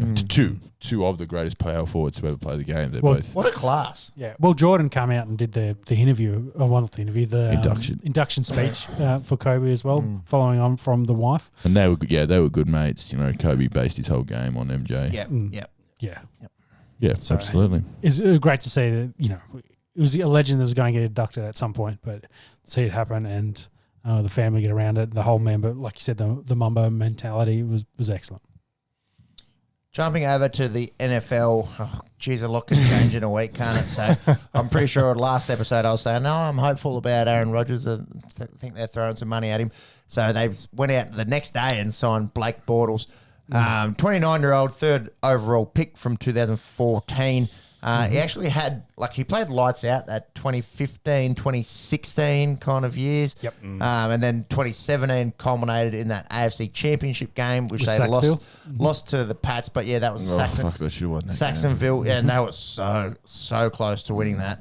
And then just since then, just has been in free fall. Old Blake Bortles. Yeah, So jumping he got around paid was- too. They paid him a fuckload. He got paid. Didn't need to either. I think he had 2 years left on his contract, and then they paid him, and everyone was like, "We've got a lot of good players that you could pay." Was it Minshew Ramsey. that pushed him out of a job? Bortles? No, he was gone before. He's gone Minshew. there. yeah. Minshew was one of his replacements. I think Foles went there first. It was Foles, wasn't it? Yes. Yeah. Played And then was that last? Maybe Minshew was the year before, and they brought Foles in, and then Minshew beat Foles sort of out. Yeah. And then Foles, of Minshew course, has and then moved on. Yeah. They I- overlapped it. I think they'd given up on Bortles by that point. They'd anyway. cut. I think they cut Bortles before they brought both of those guys in. Yeah, I think they were the replacements essentially. It was Foles. I think they brought Foles in as the replacement, and then they drafted Minshew real late in the draft. So in 2018, Blake started 12 games. Cody Kessler started 4. Yeah, I'm sure that would be towards the end of the season. And then and he was from Packers, I think, originally. from Journeyman Kessler. Yeah. Bit of Brown's time, I think. That was 2018, right, yeah. and then 2019 it was Foles and Minshew. So Minshew was like a 6th round pick who just came on and was like, oh, fuck, this guy's Yeah, well, Foles did cool. his hip, I think, and that's why he got the start. They had no one else. Look, Bortles isn't a replacement signing for Aaron Rodgers. No, but I think... But it's like, you know... Yeah, so I think the chat was that they knew Rodgers was going to stay away from the building. He's not coming in to do mini camp and throw the ball. Yep. So, like, hey, we need to go get a camp arm. But Blake Bortles is probably a little bit more than what you consider a camp arm to be, especially if you're going to say, hey, Jordan Love, you're going to get 90% of the snaps. Well, yeah, their backup hasn't taken a snap in the NFL, so you're just smart to have 3 quarterbacks on the roster. But, you know, if Jordan Love starts, you need a good backup. Like, so, True. you know, it's the fact, if it's more than a camp arm, I think, the stories that are coming from this are going to be taken because it's Blake Bortles who has started. He is a 3rd overall pick. You've got Jordan Love's situation there. It just adds up to this shit show that is at the moment in the Packers. And I genuinely have no idea what's going to happen. No, and I have no idea. No idea. I think we mentioned last week that Rich Eisen had mentioned the settlement for Deshaun Watson, and it's, I think, don't quote me on this, I think the legal team for all the ladies involved in that have reached out to Watson's legal team to start the process for a settlement. So it wouldn't surprise me. I don't think he plays this year. I think they'll spend the next 6 months trying to work out all the legal stuff. But it sounds like he will probably be free at some point to then play, so he might be available for a trade at some point. It could be one of those Rogers, the former MVP, he's the one at the moment. Current MVP. Yes, current MVP. Yes. And then you've also got to consider. I just lost my train of thought. No, I completely got Must have been good. No, obviously wasn't something about. Obviously wasn't good. Something about Watson. No, it was about Rogers. AJ, Peps, you're the Packer man, and a week you said is a long time. Where are you sitting right now? Yeah, Scott, I think, Well, actually, no, I do remember now. June 12th is what we've been talking about because that's the start of the league year end when he's the deal changes. Yeah, he's dead cap, essentially. They'd have a huge dead cap now if they traded him, but if after the new league year, I think it halves it, which is then a more potential. So, which I think is... They're saving millions of dollars waiting until June. Less than double about digits. 3 weeks. About 3 weeks away. Fuck, it's already nearly June. Yeah. Well, teams already started. They've done their Better rookie. than that stinking 2020. Damn you, 2020. In the bin. Teams already done their rookie camps and they're already into their second phase of their mini camps, which is kind of interesting because that's going to go into our next point. Really quickly, want to talk about Bobby Massey. He signed with Denver, and then they went out and signed Cameron Fleming, 2 right tackles to fill out the Denver line. And I kind of made the joke to Peps about Aaron Rodgers, like, hey, we've got a full line now. If you want some protection, come here. What was interesting, though, is they then cut James. What's his first name? Juwan James. There's been a big stink about this. Yes, and he's lost his guarantees, of course, because it was a non-football related injury. They also cut Deshaun Hamilton, who did his ACL a day after they were trying to trade him. Again, non-football related injury. So all his guarantees and his contract. What was that, a workout as well? Or? Yeah, he was working out away from the facility. It's so sticky, the whole you can't come in and train. Which was interesting because the NFLPA, the Players Association, told the guys, stay away from the facilities. There's risk to COVID. You might get COVID doing that. You don't need to practice. And Tom Brady came out. Well, you need to practice, but you're saying, the virtual stuff really worked fine last year. Didn't impact the quality of the game. Tom Brady backed that. But next minute, Jets had 80 dudes at their voluntary workouts. Broncos had 75. I think the Giants had 40 plus ish. So the message of, stay away, don't need to be in the facility. Yeah. There's a lot of guys in their facility maybe worried about their guarantees in their contracts and those injuries that are coming up. Yeah, there was a lot of chat about rookies. They were told to stay away, but they're like, no, we need to go in. We need to prove ourselves. We need to train, sort of thing. And last year's rookies came in for rookie minicamp because they didn't get one. Yeah. So second year players, this is their first preseason. They literally didn't have a preseason. They didn't have a preseason. So rookie minicamps are a lot bigger because, again, teams are saying, stay away. You can't come. and then text him saying, hey, we're training next. Like, yeah. You've been drafted. You want to make the fucking team. You're going to be there. Exactly. Like, you want to be there so you can get on the team. Fucking no, it's exactly right. Yeah, I think. Sorry to clarify, is the Players Association is saying stay away. You don't need to be there. The teams are like, hey, we've got voluntary activities. It'd be great if you want to come and compete.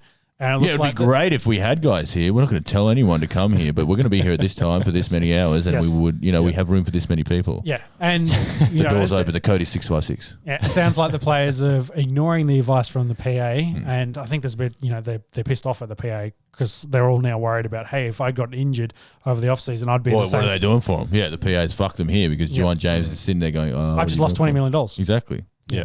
So exactly. I'm looking. Yeah. Well, yeah, it's a weird situation. The PA's telling them to boycott mini camps because of what happened to James, but then you can't train. Exactly. What am I going to do what James did and blow my fucking career away? Do I spend the next 3 months sitting at home on the couch doing nothing, put myself in cotton balls so I don't get injured, or do I go to training and if I get injured there, I'm still covered by my guarantees. Like it's they're in such a weird situation. Yeah, it's such a risky. I don't want to say risky proposition, but it's such a, it's politics in football essentially. The infighting. I know I've listened to a bunch of former players that always talk about how the NFL PA absolutely does nothing for them. Besides, some minor checks they might get related to jersey sales and possibly some medical stuff, but. When you have billionaires owning that league, like they fucking own that league. Like the players don't do nothing. But the players have been raped in the last. I probably shouldn't use that language, but they've been destroyed in the last 2 CBA negotiations. I think purely by the media spin and the way the owners just twist the narrative to their favor, and everyone should be for the players, but everyone gets stuck in the players. Like you get to play sport, you make millions of dollars. Not realizing on the other side of it, but where does this spin start? Like, they control the narrative, and they're really, really good at it. It's probably why they're billionaires. So to finish up, I think is the quick chat about the schedule. So the 2021 NFL schedule has been released. 4 best games from the first 4 weeks. We got listed here. We got week 1. We got the Bucks hosting the Cowboys on opening night. Good to see if hopefully Dak is back for that. Should be. By all accounts, yeah. And hopefully they've improved their defense. Otherwise, this may be very high scoring. They're going to be relying on that draft class, really, aren't they? They are. Well, they picked at every level and multiple picks. So we'll be interested to see what they've got. Then we've got probably MVP versus MVP. Week 2, Mahomes. Chiefs versus Lamar's Ravens. That should be an excellent contest. Exactly right. Ravens win that 50-0. I was going to say someone on the end of the table will probably be a bit biased on this one. You could have gone with something like... Sorry, you're right. Ravens, sorry, 49-0. 7 touchdowns. Justin Tucker will get a field goal. 52-0. Sorry, you're right, Peps. 50 is a gross number. There's safety in there, maybe. I looked at the schedule. Only American sport can make a schedule being released like a show. Like they made fucking shows about it. And oh my God. When it's a 16 game. Oh, it's 17 games now. 17, which probably made it a bit more bigger newsworthy this time around is because there's an extra game and how that all works out. And it looks like they've left that week 17... Actually, no, week 18, so the 17th game, to be a lot floating schedule. Well, a lot of divisional games. So they're aimed at being divisional competition. So none of it. They're all in a conference. Out of conference, isn't it? Yeah. Denver plays their last 3 games are against their division rivals. Maybe guarantee their last game will be against an NFC team. I'm pretty sure it's Raiders. It's AFC, NFC. Bring out the week schedule. But anyway. Some breaking news from Adam Schefter. Tim Tebow signed his contract this morning with the Jacksonville Jaguars. He will be on the field today for their off-season program. Any cash associated with that? It'd be a minor deal. What's that? Vet minimum, yeah. Look at this clip. I saw him throw. That sucks. Fuck off. I've seen some funny memes this week, and one of them was if Tebow catches a touchdown this week from Trevor Lawrence, turn off ESPN for a week. Yeah. That's all it'll be. Actually, what else are they going to talk about in fucking May? Well, wait until it's Tebow on some reverse thing, and then he throws a touchdown pass to Lawrence. He snuck around in the background. That's when ESPN blows up and just destroys itself. So yeah. Oh, apologies. No. That's on me. Were you wrong there, Joseph? Yeah, I was big time wrong. Oh, maybe it was 17 I was looking at them because they're all NFC games.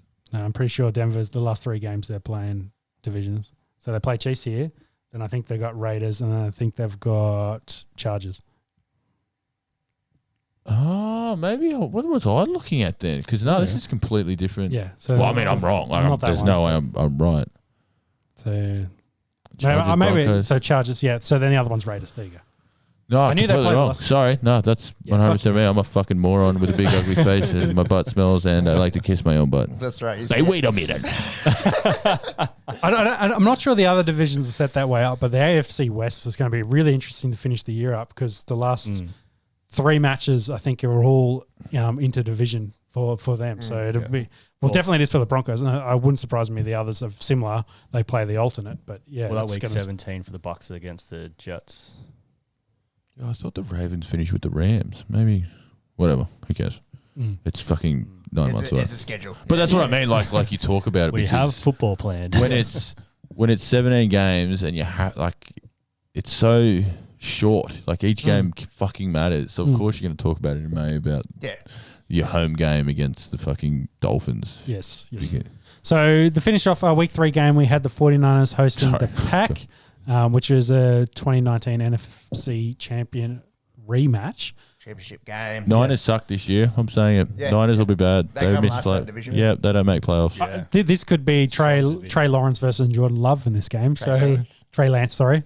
I've for whatever Very reason, true though. I've got those 2 confused. But yeah, Trey Lance versus Jordan Love. Could be. It really could be. Yeah, and that'll be an absolute toilet game if it is.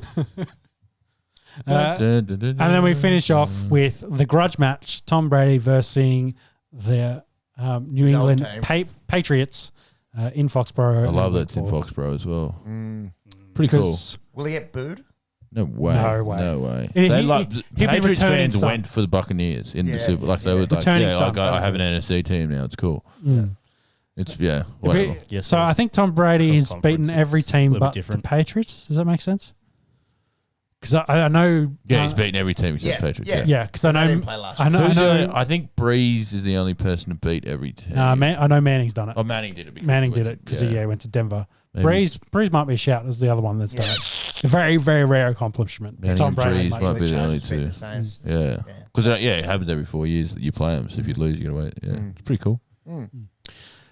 Final bit, though, is I can't remember the exact game. I know it's the Jags. One of the Jags games, they're going over to England. I think they've got maybe 2 or 3 games scheduled in England.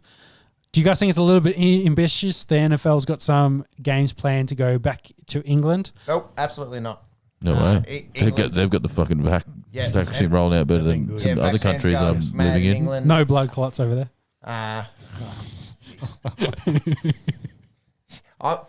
Yeah, you know what I'm going to say. I'm just as likely to get a blood clot driving Can home you say right blood clot than you are from getting a vaccine. But anyways, we try to focus on sports. Try to focus on sports. They had 21,000 there at the FA Cup on the weekend. Yeah, we'll get to that. England's going the right way, baby. These games, they'll happen. Well, again, we're talking about billions of dollars being pumped into this. They're going to be fine. Everyone there will be good. Fill out fucking... Is it Wembley? Yeah, the O2 Arena. They're playing. I think the Jags are playing at Wembley. Finns. Sending the Lawrence over there. Tua versus Trevor, I think, is one of them. Could be, definitely. What do you got there? Where do Hotspurs play? Hotspurs? London. London has a lot of stadiums. Wembley there. They play at Wembley, that's right. Yeah. In London. I said London. Yeah. There's a lot of stadiums in London. Wembley. I just love the Hotspurs. Yeah. That's a name. What's the final point there about tight ends convention? Yeah, I saw this on the way over. I finished work today and I had a look. Greg Olsen has teamed up with Kelsey and Kittle. And you know how Kittle invented National Tight End Day? Like he's really big into getting everyone. Like he's just a funny bastard. Yeah. He's a character. So the two of them and Olsen obviously retired now. They're having like a mini training camp, like over a week or something. Well, I know Miller done that with the pass rushers, and then there's been the QB camp. It seems to be happening. Like defensive backs do it, and like like it's cool when you see your team's receivers all get together in the off season. That literally name a tight end. They're going to this. It's sick. Yeah. They're doing it like Kyle Pitts is going, and he's a rookie. Like they're getting all these. That's good for this fucking sport. Like they're really. Yeah. They'll be feeding off each other, and it's become such an important position. Like it's no longer a. Like, you know, tight end used to be the dud position, you know, that you'd sign like a former backup quarterback who can't even throw. Like, they can play tight end. Oh, yeah, it used to be. But now it's good. When's the long snappers convention? That'd be good. Now I'd watch that. I'd go watch that. Shout out Mason Cox. I'm glad you First didn't pick ever kickers. All-Pro I'm glad you didn't pick kickers. No, long snap. I went long snap. Not Mason Cox. Yeah. Morgan Cox. Morgan Cox. Mason Cox got punched in the throat at training this week. Mason Cox is a fuckhead. Morgan Cox is the GOAT long snapper. First ever All-Pro long snapper. Jeez. Let's move it into the UFC. Garbage. It's gone a little bit trivia on the Esky. There's some trivia involved. Yes. Yeah, no, it's plenty of Talk about stats. fighting. I'm going to sit back. Yeah. Actually, I saw these. This is fucked. But you talk. Yes. Do you want to take it away? No, you can take the first one if you want. So UFC 262 happened over the weekend. The prelim, Andre Muniz, he went up against Jacare Souza, Ronaldo Souza, legend really. Yeah, long time in middleweights. Was very unlucky. He should have had a title shot attempt on multiple opportunities. Had a great run. Just for whatever reason, they never got put together, which is one of the biggest losses I'd say the UFC's ever done, but he's had a bit of a rough run of late. Yeah, well, he had a rough run on the weekend because he got his arm fucking snapped in half. Yes. It was so fucking bad. Yeah. Oh, the sound of it. Like, there it is. The sound is worse. Like, I can't watch it. The sound up. No sound is better. I was just casually watching, like, what his arm? And then you just hear this. Yeah. Have you seen Frank Mears breaking Big Nog's arm? No, I don't know what any of those words are. Monkey, find that just purely for Mac. No, I'm not, I won't watch it. I will pass out. No, you won't. I am not good with this shit. He's not good with flying. Not good with flying. I'm not good with flying. I'm a lot better with flying than I was. Just say Big Nog. Big Nog. This was the best. It's one of the best Kimuras you've probably ever seen. It's tidy.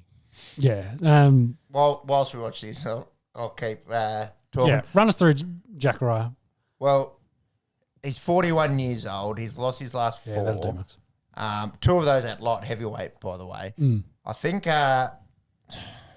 he's a legend, but I do think it might be time for him to give in it his away. 40s. Yeah. Yeah, 26-10 MMA career. Never won a title, but highly respected Brazilian Jiu-Jitsu artist. Yeah, I think that might be the end of the road there for Jacare. In terms of Muniz, he's only 31 years old. He's 3-0 in the UFC. Ready, and get out of the way, Herb Dean.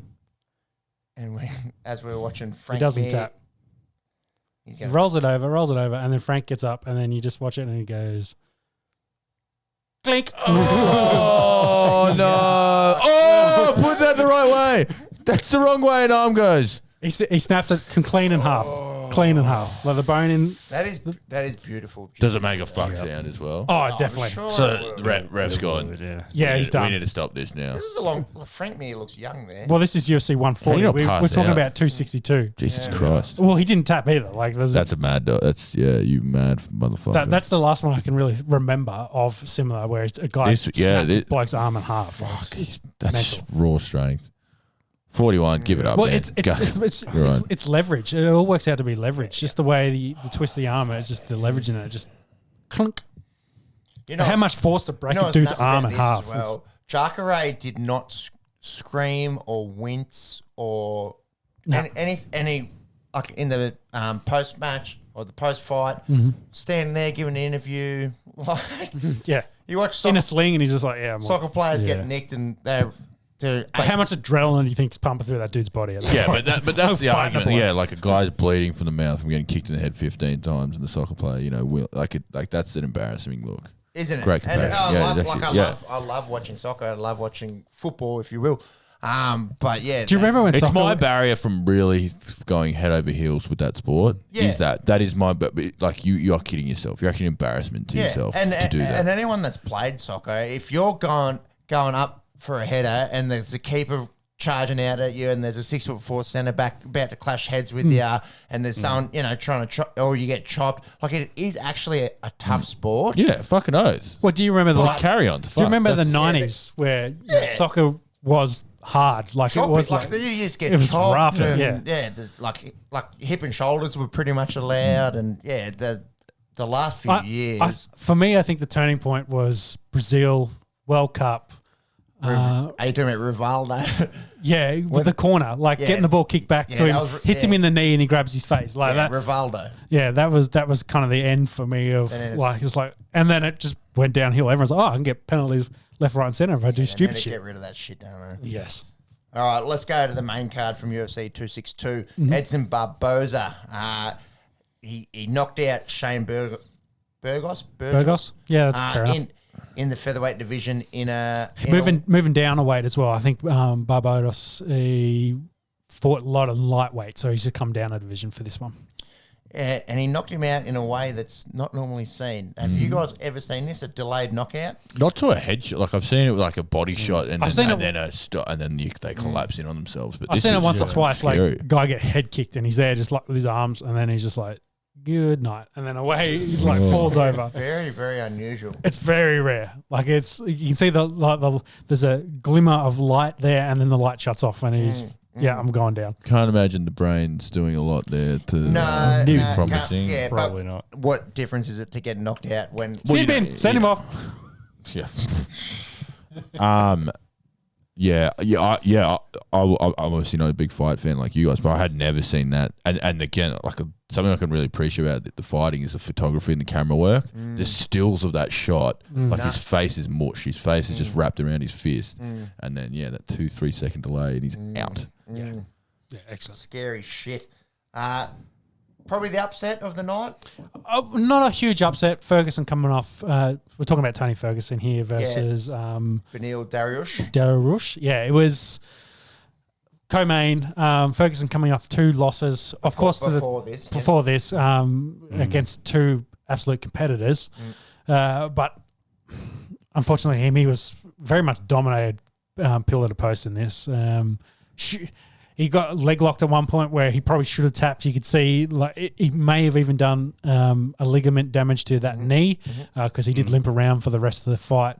But Ferguson's a warrior, but unfortunately for him, like Jacare we just mentioned before, Souza, his window's just closed on for it. Unfortunately, I think he's 37 or late 30s, and is that Ferguson? Yeah, Ferguson. And probably the biggest travesty in UFC is the fact that they booked Khabib versus Tony Ferguson 3 times, and that fight never happened. Yeah. But did this not prove that Khabib would have monstered him? Yeah. Or do you think we are so far past where he would have been in that fight? When the original fight was, I think that was booked 4 years ago, 3-4 years ago. And a lot's changed since then. He blew his ACL out. Well, that's why one of those fights was cancelled, and really hasn't been the same since then.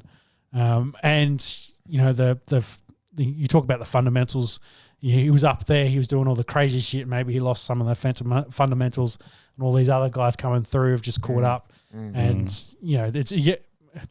it's a young fighters can fight later if they're very good and technical. But it is a young man's game as well. There's always new talent coming in there to compete. Fresh body, you get pounded for 15 years. Yeah. And Ferguson's been in wars for throughout his career. So some sick fights. Fuck Ferguson. Yeah, again. Some of those wars probably Ferguson caught up to him. Yeah. But yeah. But what about Dariush here? I think he jumps up to 3rd in the lightweight division. It is a stat. Yeah, he needs a top fight competitor. So whether he gets Michael Chandler as a guy coming off, we will get to what he happened to his fight. We got coming off a loss, or does he get the loser of? Actually, this is why I think it is. It'll either. We're jumping ahead, so that's fine. Let's jump ahead. So Charles Oliveira wins the lightweight title from Michael Chandler. He knocks Chandler out in the second. He was in deep waters in the first. He did control Chandler's back for a lot of it. Chandler did get a 10-8 in this, which was a travesty in a judging of the round because he did dominate. had a few submission attempts on the ground leading up to that. But Chandler then, they stood him up. Chandler dropped him. Was like trying to wrestle him, do the ground and pound. Made it through the end of the round. Start of the second, he just lands a great, I think it was a left hook or left straight, puts Chandler down and follows it up, finishes the fight.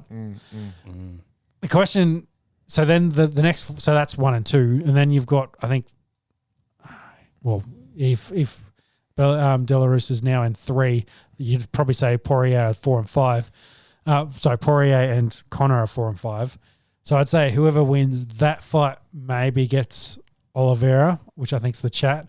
So maybe then it's either then Chandler and the loser of that other fight then fights Delarus. That's my MMA math on that process. So, Connor, of course, throughout the chat there that, hey, I'm good. He was the 12th holder of the lightweight title. He's going to be the 13th or some shit like that. Yeah, he's talking some shit. If Connor loses to Dustin, do you think he retires? He makes so much money, and if he enjoys doing it, then maybe not. He's the number one highest paid athlete. But $180 million last year. In the world. $180 million. He doesn't need to be putting his body on the line. He's got his whiskey line and his endorsement. But the other thing, he lost. He just loves it. Yeah, he loves it. Yeah. But the other thing, losing to Dustin, his leg was beat up. He didn't take.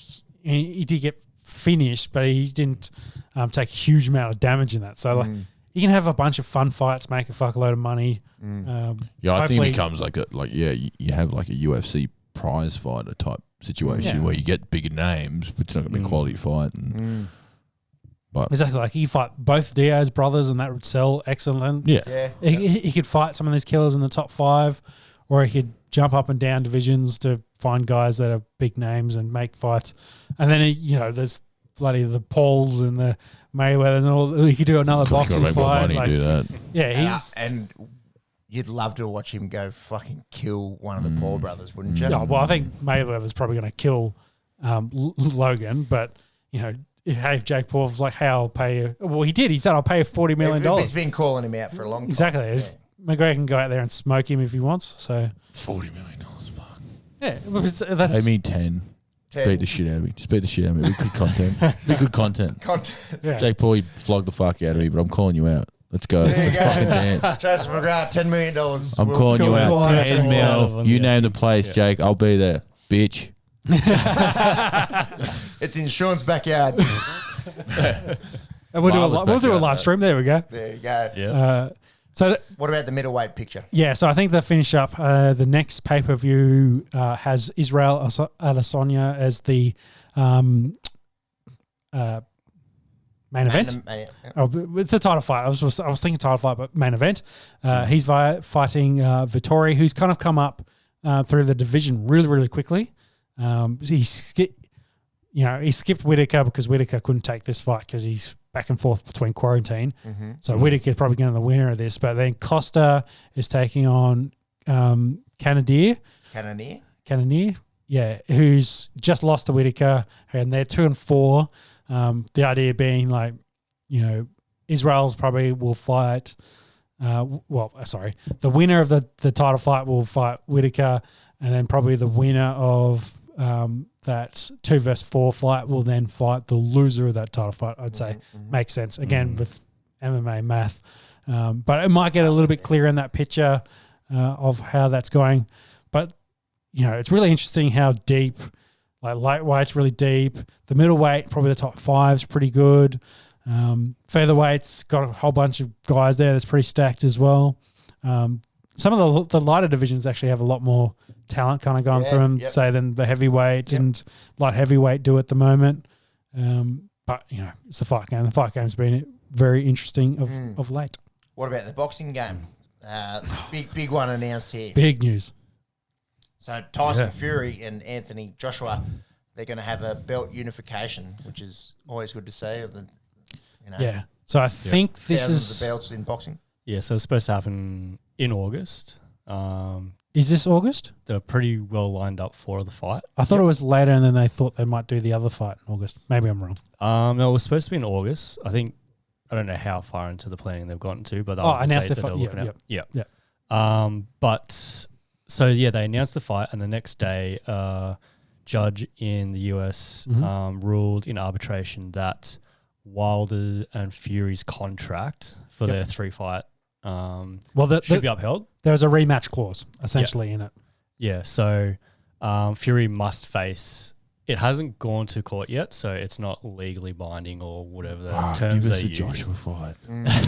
Yeah. So, I think so. Wilder has every right to push for that fight to happen 15th of September, which would then, I guess, put in doubt this unification fight. I assume they'd have to hold that off. Well, I think they're saying that Fury would have to fight Wilder before the August one. So if they're going to do that, they're going to do it soon.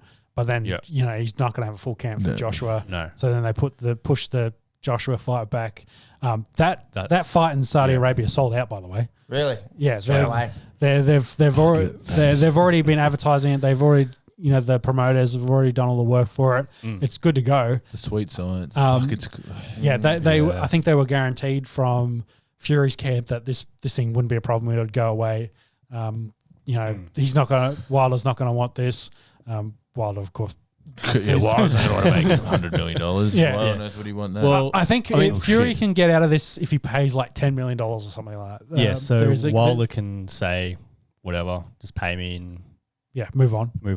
But Fury's just like, I ain't paying you shit. So I'm happy to crack your head. But again, it's the calendar. It's like, how do we fit it all in so we can keep going? Can they agree for a later date, or it has to be before? Well, the problem is we're talking semantics and legal battles. If Fury loses to Joshua, then he wants what's Joshua. the point? Yeah. Well, he loses the belt, and the rematch is essentially for the belt that Fury currently has. So if he doesn't have the belt, then there's probably no point they doing a rematch, even though they'd probably both make $100 million in it. But it's pretty cool. 3 going heavyweights, all fucking pretty crazy. Yeah. Oh, it's kind of back to the classic days of Tyson and Holyfield and etc. going around. Lennox Lewis.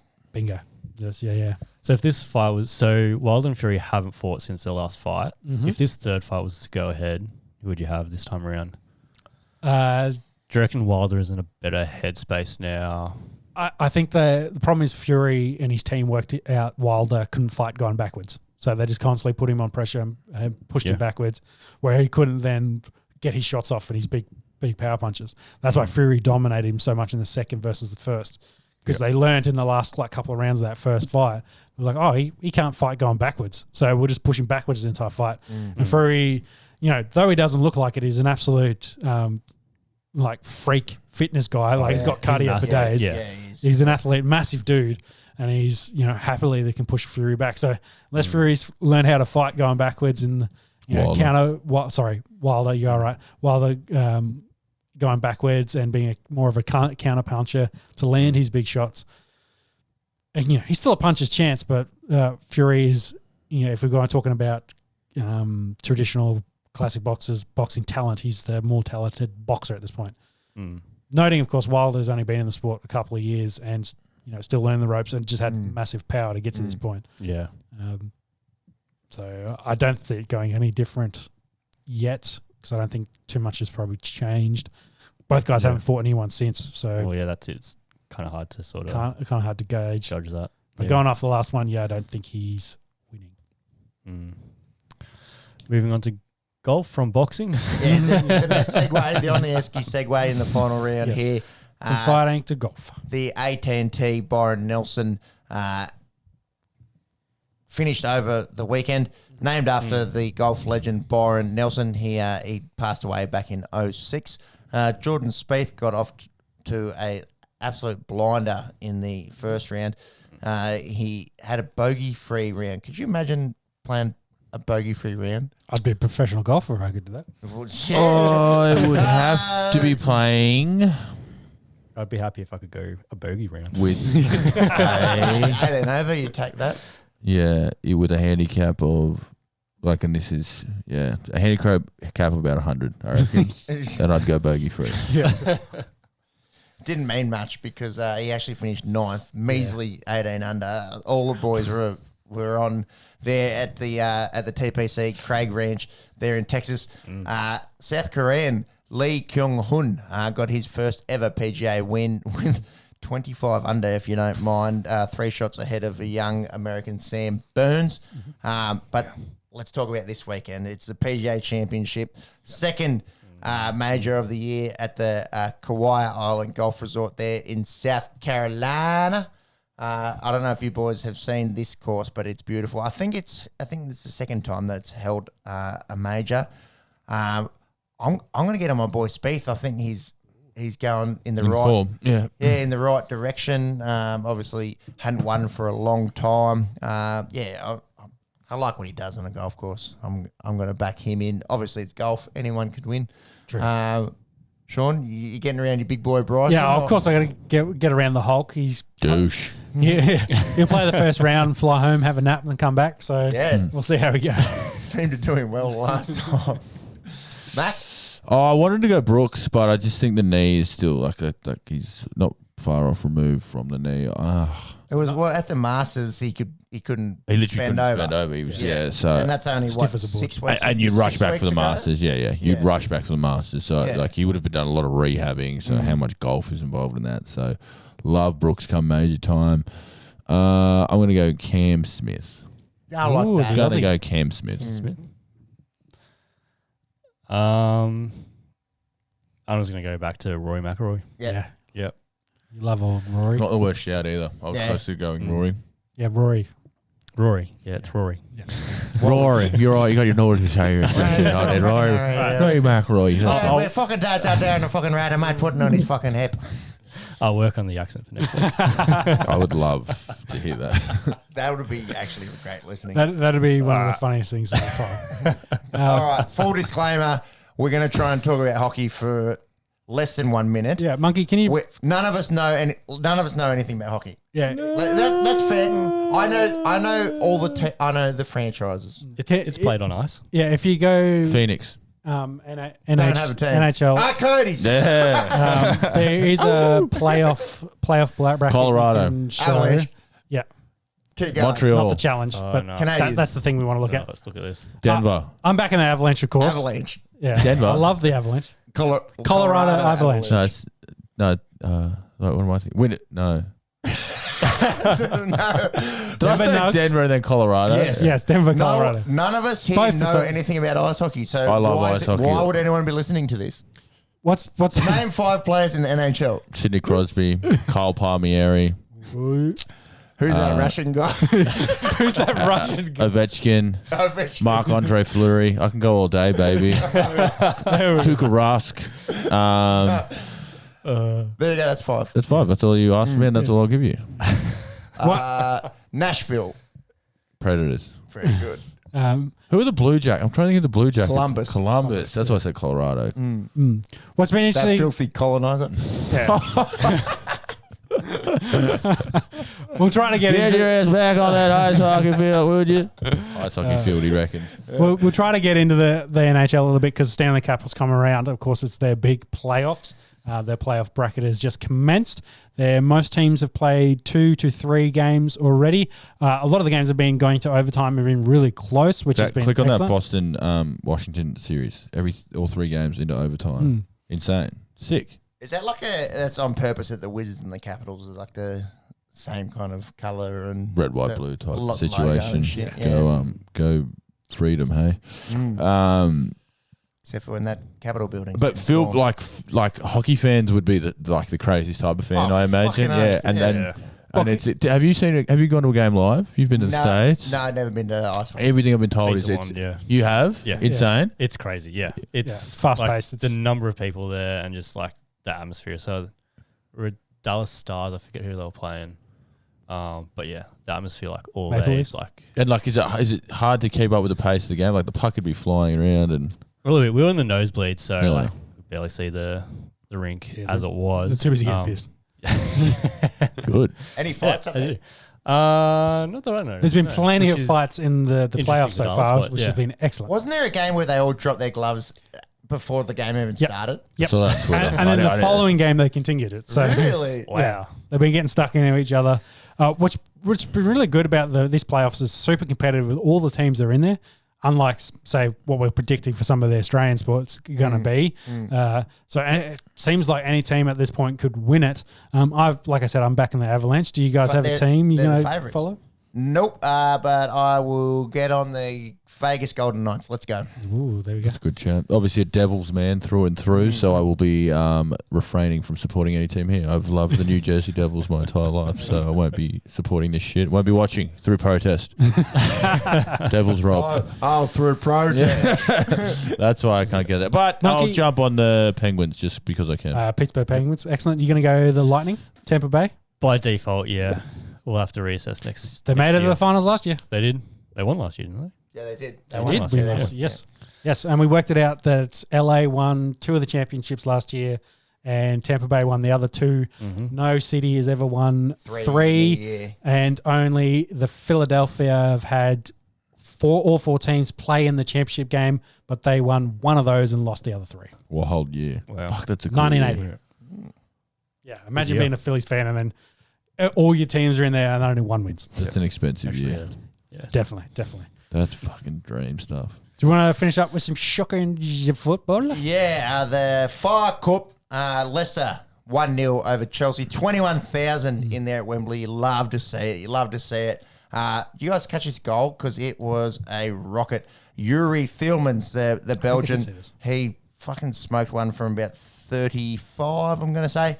The son Good of the bit of- GOAT, Casper, the friendly Schmeichel, he had a few great saves. That's very good chat. Yeah, thank you. That's actually stolen from at USA Soccer Guy. Shout out to you, very funny guy on Facebooks. Late equaliser denied from the VAR. It was Leicester City's first win of the FA Cup in their 127-year history. So up the Foxes. That's and so then cool. the EPL, it goes into the final match day this Saturday their time, Sunday midnight. night. Yeah, Sunday midnight our time. And we're talking about the Hammers, and Leicester's still in it, but Hammers are gone, and Leicester's... Will they finish 5th though? Or No, Hammers are 6th. But they can they're going to miss out. They can, yeah, so they're done. It's Liverpool and Chelsea that look like that they will finish Hang on. 3rd and Hate it. 4th, barring some kind of fuck up. Well, I think Liverpool have Burnley or someone. Yeah, Liverpool. Shit house. Monks, I'm sure you'll be picking this up. Liverpool actually so lucky to be there in the first place. You see they put their keeper forward, Allison, and Good finish. yeah, that's a cracking header. So they had a corner and the keeper put it in to win. See it all the time. I was 95th jealous to minute, not be a Liverpool fan because that's something you go, That's- holy yeah, fuck, that's you remember. And that puts them in Europe, really, because how everything's worked out, those 2 points they gained because it was going to be a draw, is so critical. Insane stuff. Just to go back to the FA Cup, I know it's much more of a lesser tournament these days because the Champions League's become so big. Yeah. But like English soccer fans don't have a grand final. Yeah. Yeah, it's top of the ladder wins. Like it's decided. Like the EPL was decided City 3 won months it ago. 3 months ago. So to have a final, like it's really cool to have this grand final, and the fact it's Leicester City winning it, like that must be such a cool experience for those fans. What they've had in the last couple of years, it's not quite to the heights, but to not be one of those big 4 or 5 clubs is still a really cool thing. And I think that the FA Cup's still got a massive place. Yeah, big time. And like, I think back, for me being a big Dragons fan growing up and watching them lose a few, and then they won in 2010, and the elation that you feel because it's happened once in my lifetime. This you're talking Probably about the only time. generations. Like your dad hasn't done it, and your granddad hadn't done it, and you. 120. Yeah, exactly. Could you imagine the night that you'd have? People have lived and died and not seen it, and Yeah. you get to experience it. It's Yeah. it's brilliant. So that's their grand final. They don't have a point where it's like this is it, we win or lose, because you've got 38 weeks of game time. But It's the legacy. Fucking hell. One with Julius Caesar. Julius Caesar. Leicester City, Harry- Jesus, was it I think it was Harry Harry Mackay. Mackay, It came yeah. from Ben Mackay. He was pretty That was happy. Dustin, wasn't it? Dusty, Dustin Tom Brady, Martin. Hitler and Genghis. We'll throw them all The in list there. keeps on growing. It's a wild list. It was a wild night. Big time wild night. Do we want to finish up talking about Harry Kane? I think Yeah, it it's looks just a few looks like rumours. he might be off. I think he's done with Tottenham. You Harry like him at Kane. United? Yeah. I re-signed Cavani, so I don't understand. Like, Cavani's not a true striker though. I guess they don't really have it. I'd disagree Rashford, with I that. guess. Rashford's played really well there, and Greenwood's coming along. No one scored more goals as a teenager than he. I don't know. I think it'll be one of those ones we spent a lot of money on him, and he won't produce. Like, I just don't think he'll be able to produce. I'd want that money. We need someone at the back. You're going to pay that much money for Maguire. You may as well give him some help. Yeah. Yeah, I really like the way the team's set up. It's another central defender and maybe another creative midfielder to go in. So we don't have to play Scott McTominay every second game. We score goals. We don't need, I don't know. No for mine. Okay. No for mine. Well, I'll get into it. I'll get stuck into the Tottenham boys, but whatever. Other than that, I won't be too excited. And that will wrap us up. I think so, yeah. Just final notes, of course. Formula One race this weekend, and they're in Monaco. I think Lando Norris has signed a 6-year deal to stay at McLaren. Great race to get stuck in and to watch. Monaco is beautiful, as I talked about last week. But besides that, there's huge amount of sports, as we mentioned. The PGA coming up, the rounds of footy, of course. More sin bins and send-offs to come.